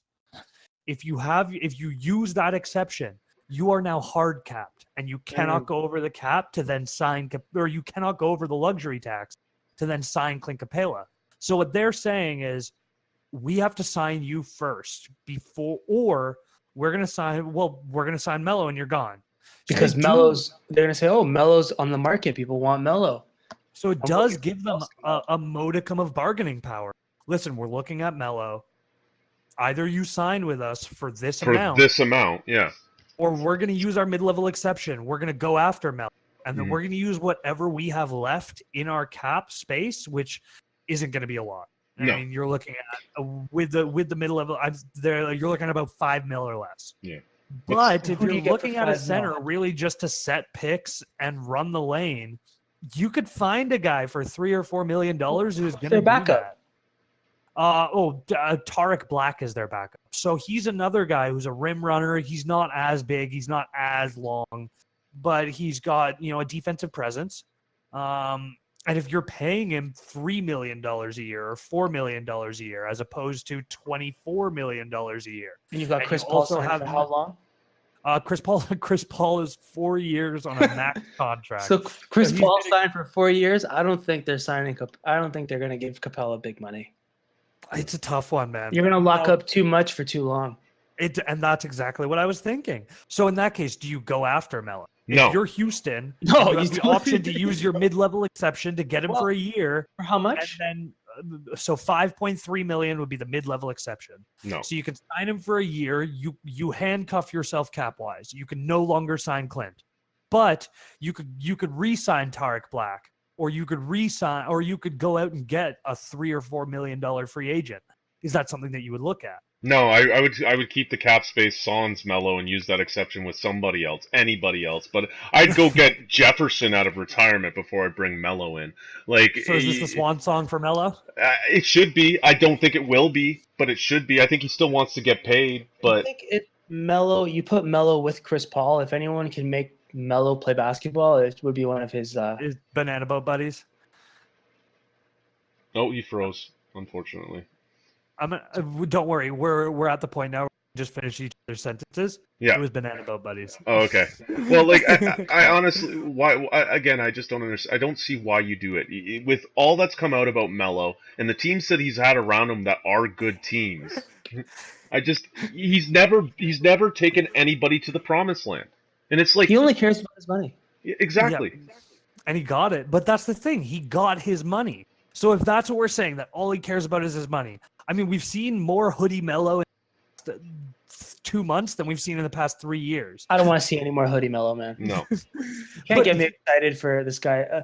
And that's the thing. It's another telltale sign when you see all this footage of guys, like besides LeBron, working out and doing this kind of stuff. That's just show. Yeah, exactly. Especially when he was like, "Take the 27 million," and he's all like, "I'm a gangster," and it's like, "Shut up, man! Like you are the most overhyped, bloated player in the NBA." There's been a lot of talk about that. Guy. Might be a good guy on a personal level, but the persona that he's been given off. Yeah, I think are your actions. You are not what you do. Yeah. And what Melo has done is ruin locker rooms, ruin teams. Like great teams, because that Denver team should have been a lot better than it was. They were great. Well, they had Kenyon Martin, who, I mean, let's be fair, is not exactly a locker room boost of his own. No, but talent-wise, they had a great team. But let me put it this way: so Houston lost Mbah Moute, they lost Trevor Ariza. Yeah. So, like we were saying, their 8-man rotation right now looks like CP3, Harden, potentially Capella. Then you've got Michael Carter-Williams, Eric Gordon, Gerald Green, PJ Tucker. So, if you add Melo to that, do you swing the dial more than a guy like PJ Tucker, Gerald Green, or Michael Carter-Williams would? No, because they have work ethic. Michael Carter-Williams has work ethic? No, but Tucker does. You know what I mean? Like I honestly, with because you already have your superstars, right?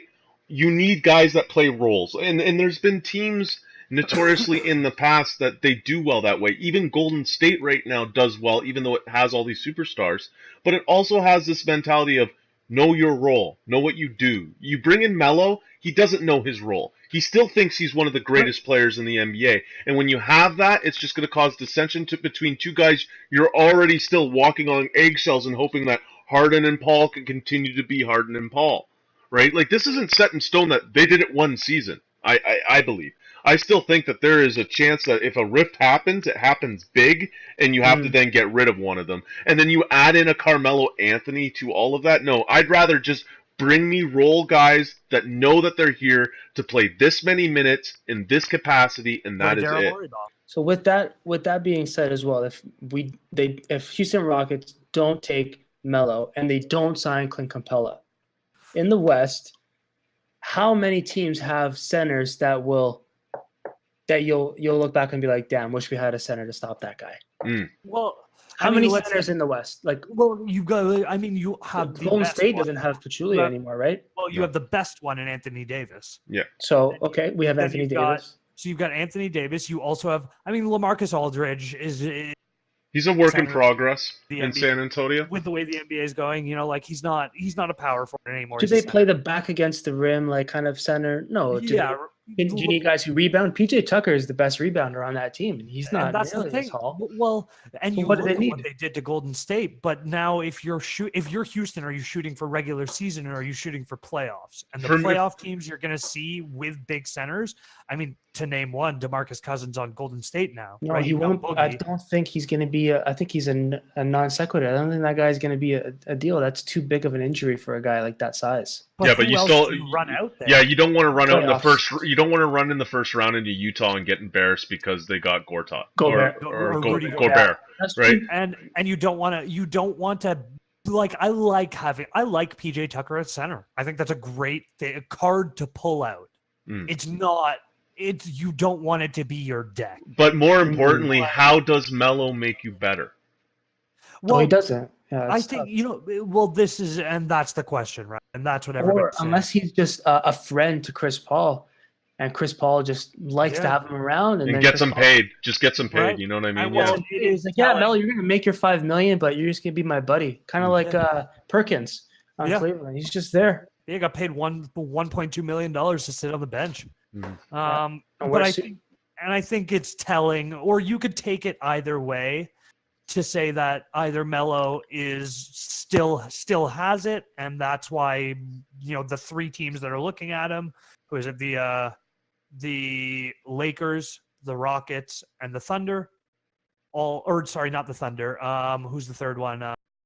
The Heat. The Heat have also been looking at So him. that's the thing, though. The Heat would be the best team for Melo because Absolutely. they're very he gets his strict. chance. Yeah. No, they're very strict with diet. They're very strict with his weight. When Wade came back from Cleveland, He was an asterisk. he would have to he'd be there, but he'd have to eat right and get into shape. You can't just say he's in shape by wearing a hoodie in off season and hide his shape. He's got to actually show up and have his body fat percentage counted. And they eat like fish and rice, like on their planes. They're not getting some fancy food. They're eating just. So that'd be the best fit for him. And then, so it was, who was it? It was Houston. It was Lakers. Right now Well, we're don't- playing the Do you remember in Mad TV when they did that segment of lowered expectations? That's basically what we got with Melo. And honestly, the lower the expectations of the team, the better off the situation will be for him. That's true. Yeah, I mean, he's done great for basement teams. Well, I think his skill set just isn't used in the league. And that bothers him. He's a guy who really likes to make his bread in the high posts through lots of dribbles and a slow down offense, and he's done a great job of that. And I think that brings him a lot of pride. The fact that he isn't allowed to do that anymore.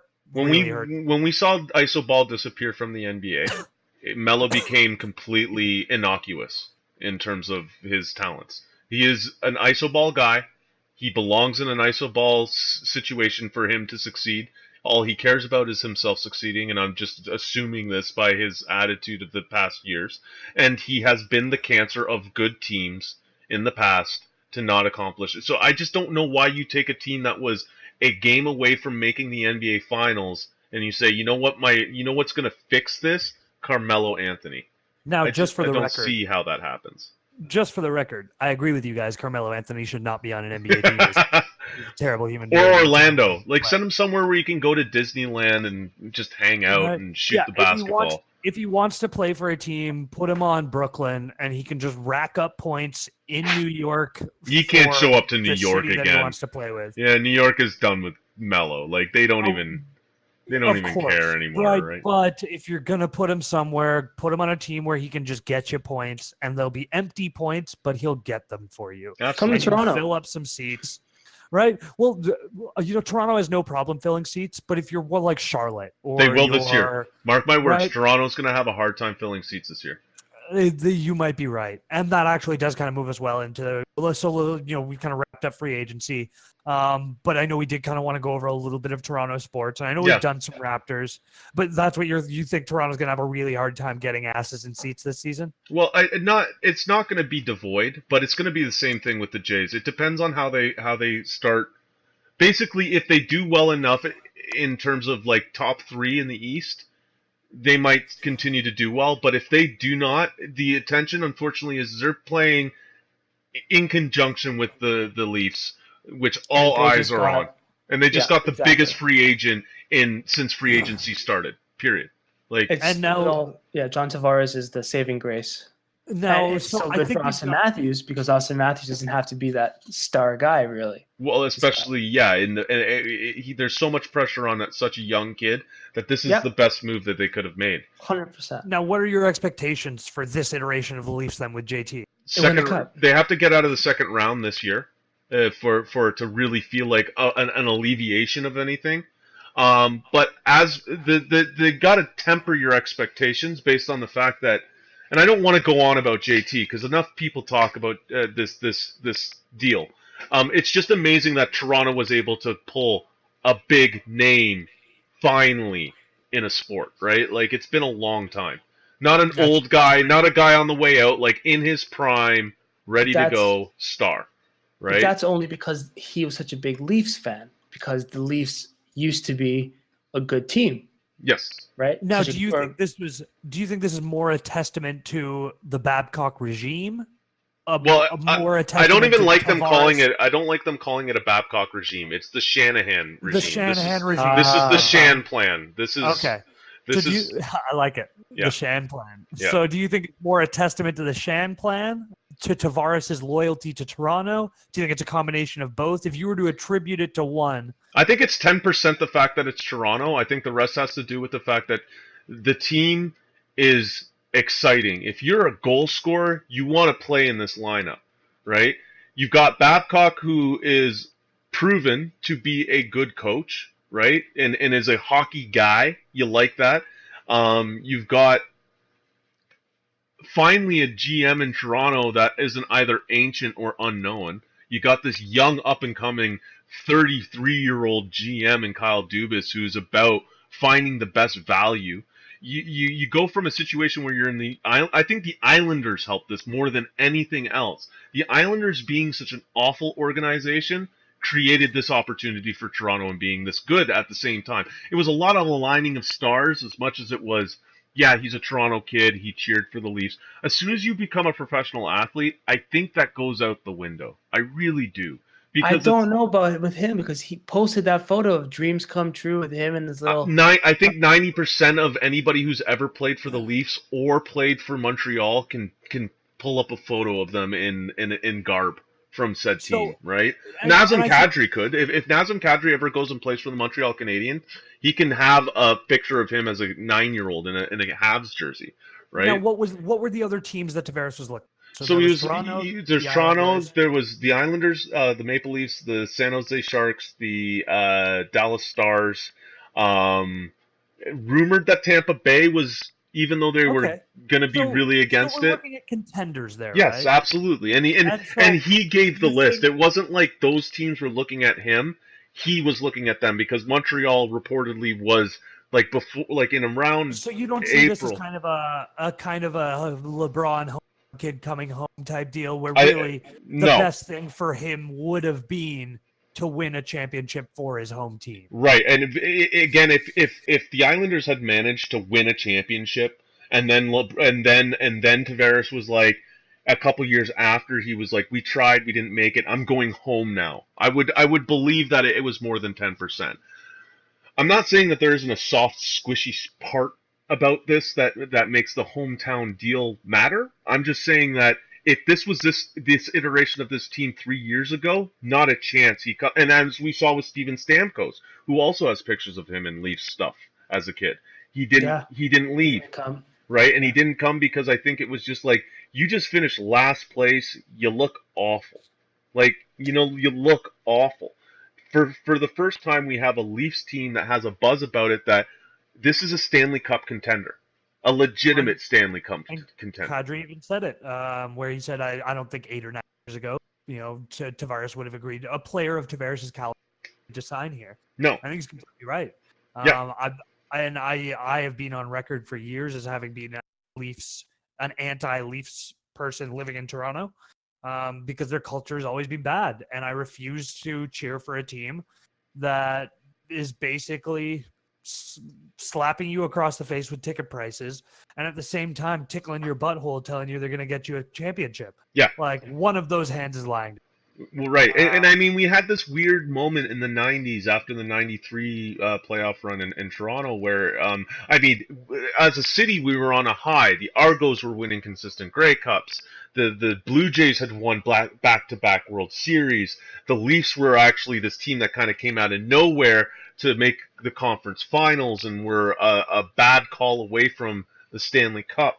And that momentum carried for about a decade. Like this iteration of the Raptors right now, I think the momentum that had stopped honestly a couple years ago is still percolating a little bit in Raptors fans' heads, not realizing that there's a really dark time just around the corner because they have nothing left to throw at this anymore.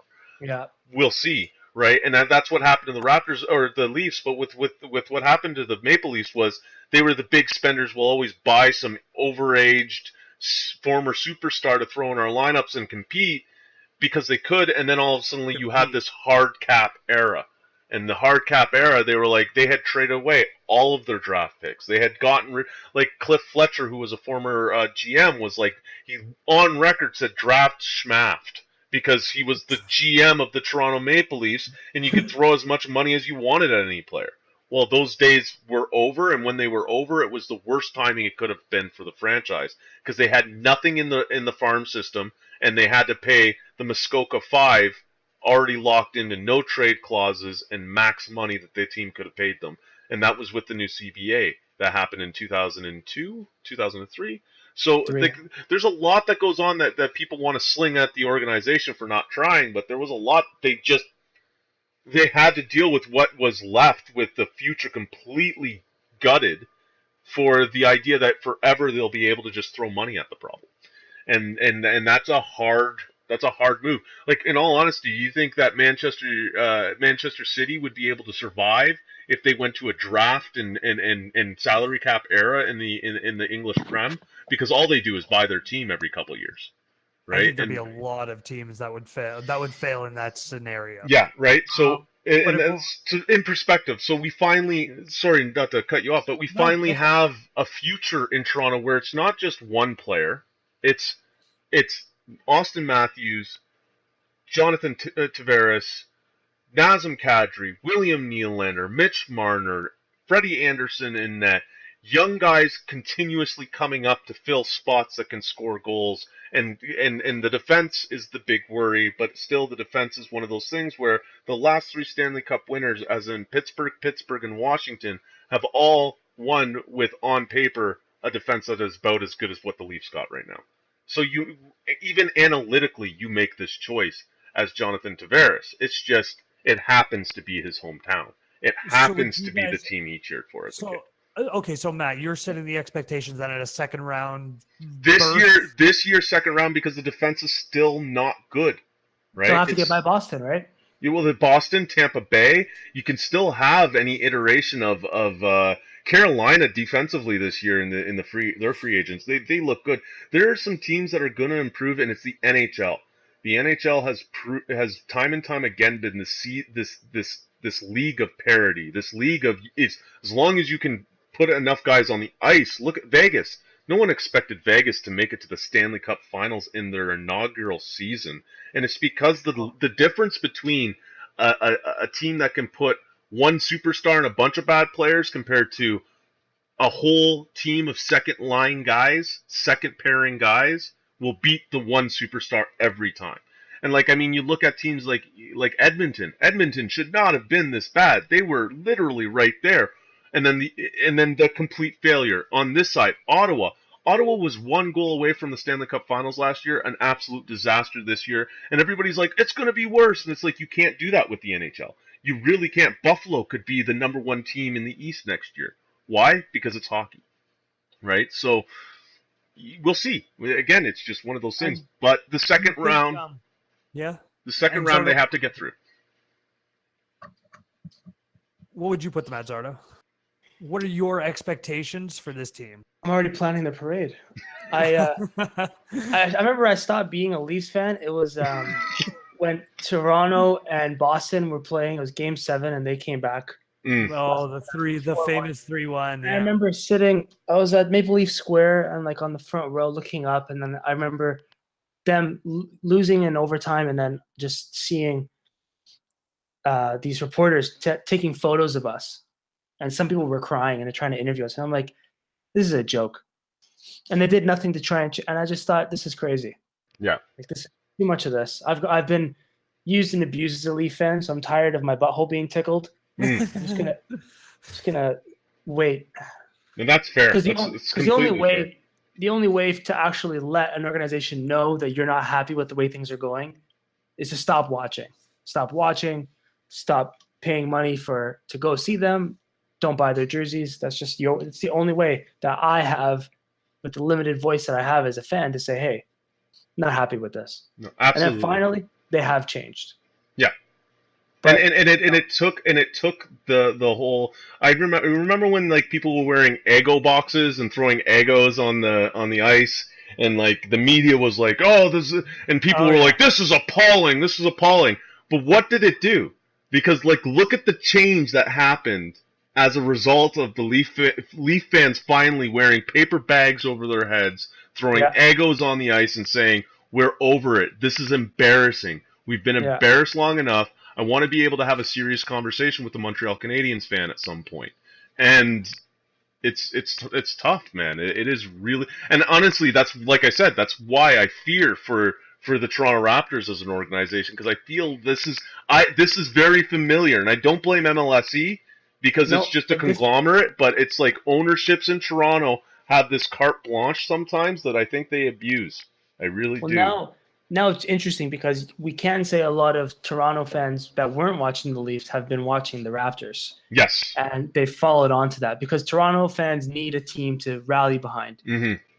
And they do, right? Well, and because it represents a negative, but at the same time, it's like they want to support a team that's doing well. Well, in a lot of sports, though, like in considering baseball and basketball, it's Canada's only representation team-wise. Exactly. Right. So of course we're going to be behind them.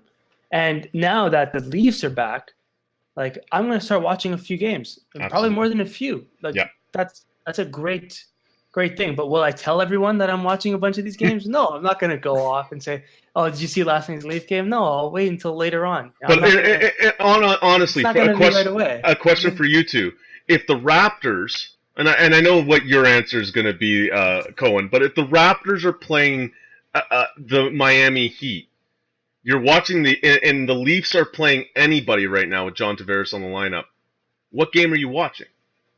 Oh, I'm watching the Raptors day in, day out. Yeah.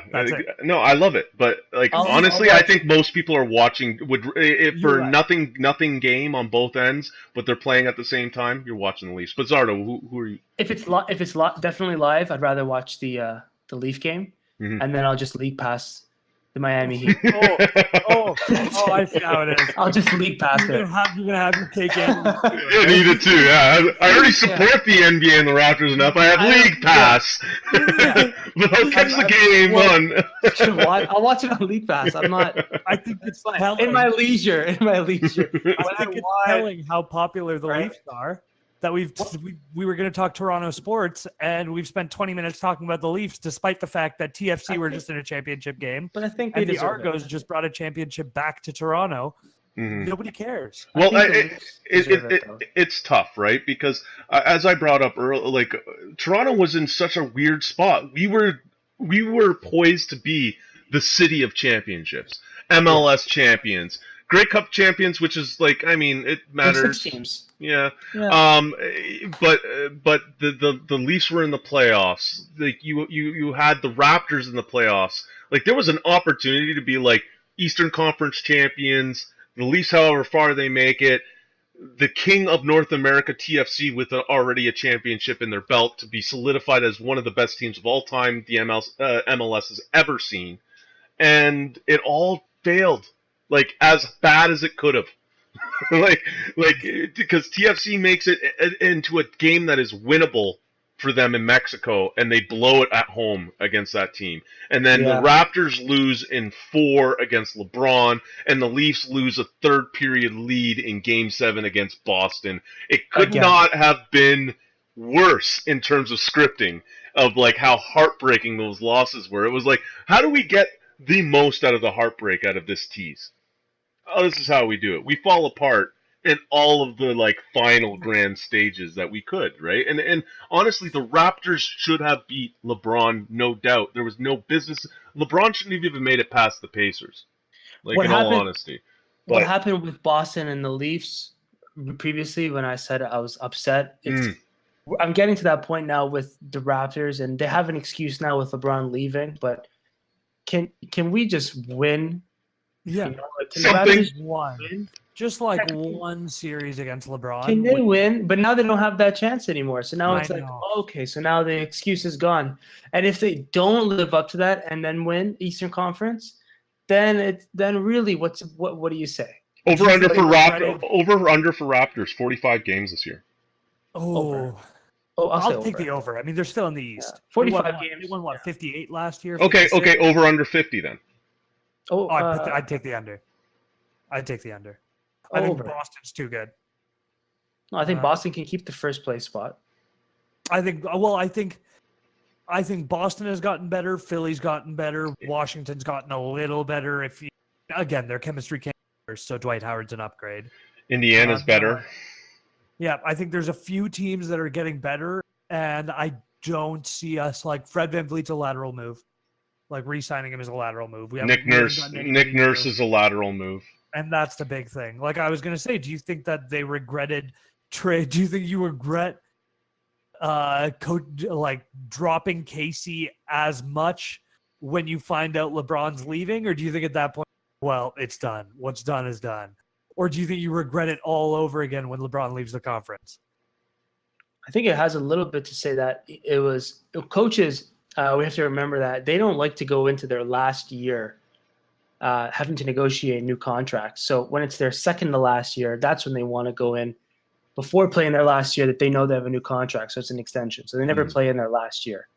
So that was really Casey's contract year. And he knew that he had to have some buying power at the table. And he couldn't corral his team to win one game against LeBron James. And those Cleveland Cavaliers, no, I'm sorry. You can't. You've lost the locker room. That's but I feel like that only holds water with Masai Ujiri is if he either the day he fired Casey, he should have been walking Nick Nurse out. It's the only way that this doesn't feel this bad, right? Like it's the fact that you watched basically every coach snub you, and then you went, well, Nick Nurse is my guy. You know what I mean? It's like, no, nobody else wants to be the coach here because this team is awful. There's Even a reason. The Raptors pay their staff very well. Mm-hmm. Yeah, they take care of their staff. They take care of them. And not only that, let's not get it twisted. Yes, it may be winter here, but it's also winter in New York, Philadelphia, Boston, just as bad as it is here. There's no like special Toronto winter. They get hit just as hard all down the Eastern Shoreboard until you get to like the Carolinas. Like, and there's a lot of teams that are impacted with that. Minnesota, Milwaukee. There's a lot of winter in all of those states. Now, no tax. Yeah, no tax, but the income tax is a huge thing. That really we don't talk about. Yeah, but when you're paying guys that are on the salary cap, you just make up for it in how much money you pay them, right? Like if the guy's like if Bud was like it's the income tax, just be like, well, I'll give you this much to make up for it. He's still not making that decision because everybody looks at this Raptors team as they're over the top. They peaked. Even if they can do as well, there's still no chance of me looking great because I'm coming in after what is going to be the coach of the year right now. That is a scary proposition. And what kind of coaches are on the market anymore? They seem like there's no new up-and-coming different coaches. It's just the same old. So if you're it's just a bunch of other coaches that were destroyed by LeBron. That's all. Yeah, that's actually what it was. And college coaches don't want to come up because I mean, what's the difference for them? Right. They're But you know enjoying their what? stuff. I think I personally like. I think the fact that we were having a modicum of success made us forget all the things that we said about Casey that never changed throughout his tenure here. Because you think about JV was underperforming for the first 2 or 3 years of his career, and what we all kept saying is this is not the right system to highlight his talents. When before even you got Kyle Lowry and when it was just Dwayne and DeMar. And we said, well, DeMar's not playing as well as he should. Well, this isn't the right system for his talents. But you've heard Quick Casey say that you don't coach a team that Lowry's on. You coach with him. Yeah, and honestly, I Who think says that that? he was having trouble. I think that he was having For the trouble first 2 getting years. the players to play in his system. Buy because in. They weren't designed like. And me and Matt have had this conversation. I'm sure me and Zardo have had it because I have it with anybody I possibly can. JV should never have been coming out above the free throw line ever. That's That insane. is not like on defense. That is not his role.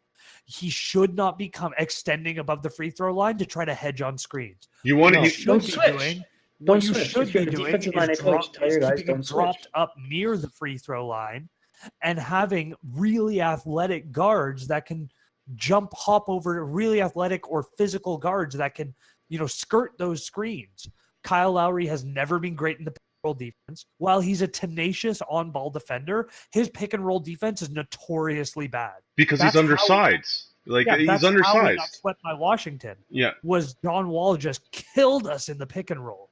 Do you think there's some credence to maybe Dwayne Casey needed to prove that's why the second unit with the Raptors was good enough and would do well under his leadership? That's why he played them so much, because the front office knew that they weren't the future of the Raptors is not DeMar Lowry and Ibaka, that they have more they're coming up.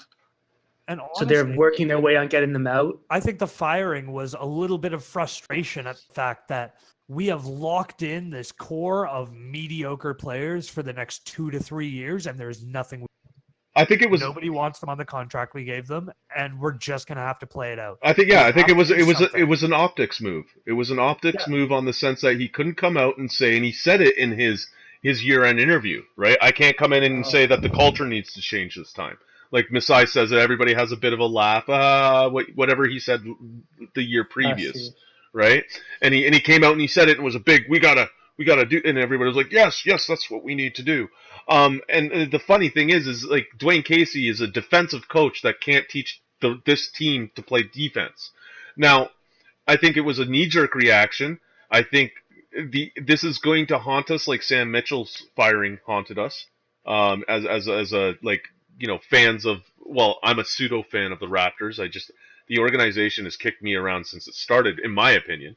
And I feel like after they got rid of Sam Mitchell, it's like, what did you do? He just came off of winning coach of the in Torino or whatever. Triano. Jay Triano comes in and replaces this reeks of the Nick Nurse move. They've done this. Triano was the replacement head coach, because that happened to him again in Phoenix this season when what's his face got fired right. Earl Watson got fired right near the start of the season, and Triano came in and was the surrogate head coach for them. I feel like that this is again the same thing with this Nick Nurse coming in. The state of the Raptors is on a tipping point to disaster, and I don't know if it happens this year. I pray that it doesn't, so that at least you can maybe get some return for some of these guys. You know what I mean? If you can deal them deadline deal or something to bolster a team that's looking to make it into the playoffs, but you don't do that when you're making a playoff run. So this is where I feel like the parallel of the Nick Antropoff playing with Matt Sundin Maple Leafs is no, we've got it's so sad. We've got DeMar DeRozan as our superstar, and instead of taking him for the player that he is, which is an extremely good player, a star in the NBA, not a superstar, we keep trying to feed and convince ourselves this guy's a superstar, but we've been doing it for 7 years, and it's yet you guys don't want Kawhi and his birds. I see how it is. I see how it is. As long as there's no picks. I'll take Kawhi, but it's got to be DeMar and OG, and that's the only way it looks like that they'll take him. That's I don't. fair. I'm And you know okay what? with I'm that. okay with that. If Yeah. that's what it is, then I could deal with that trade. Yeah.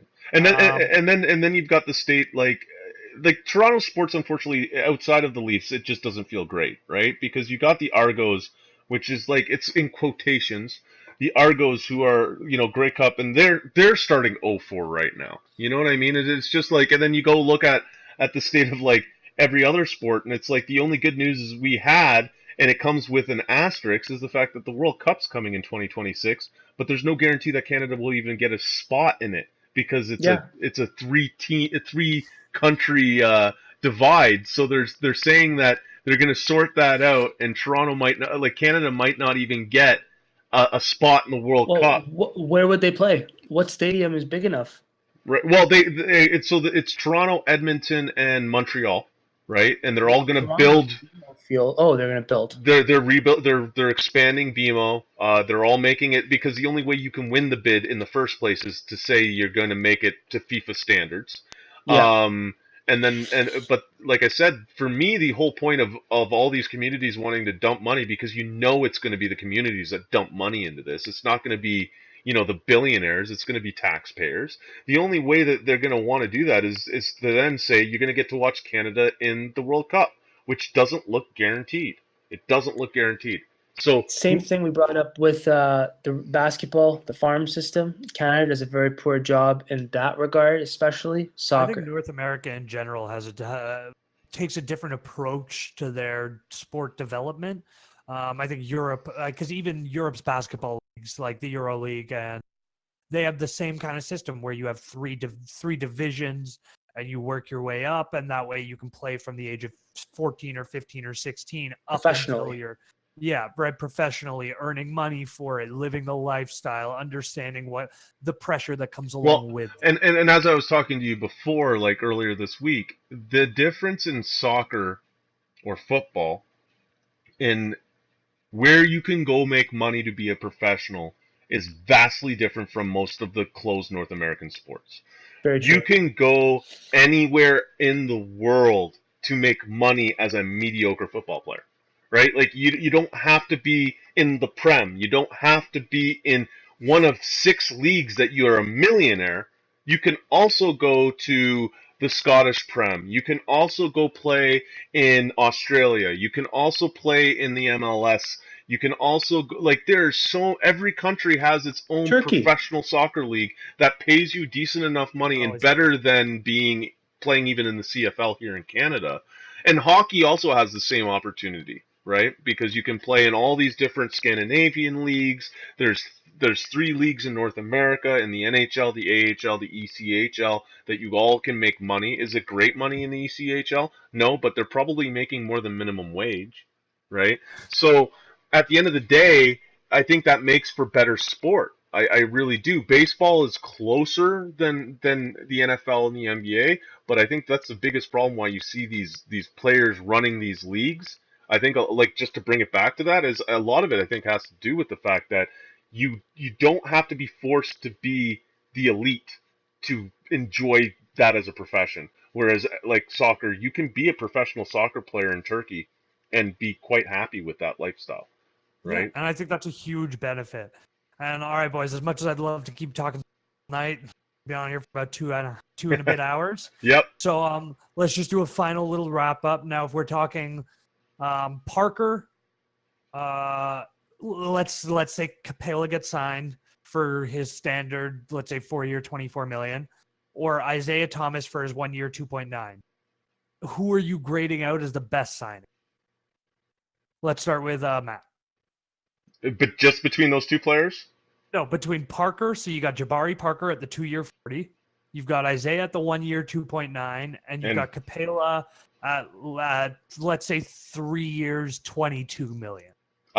With the state of it, it has to be Parker, just because of term.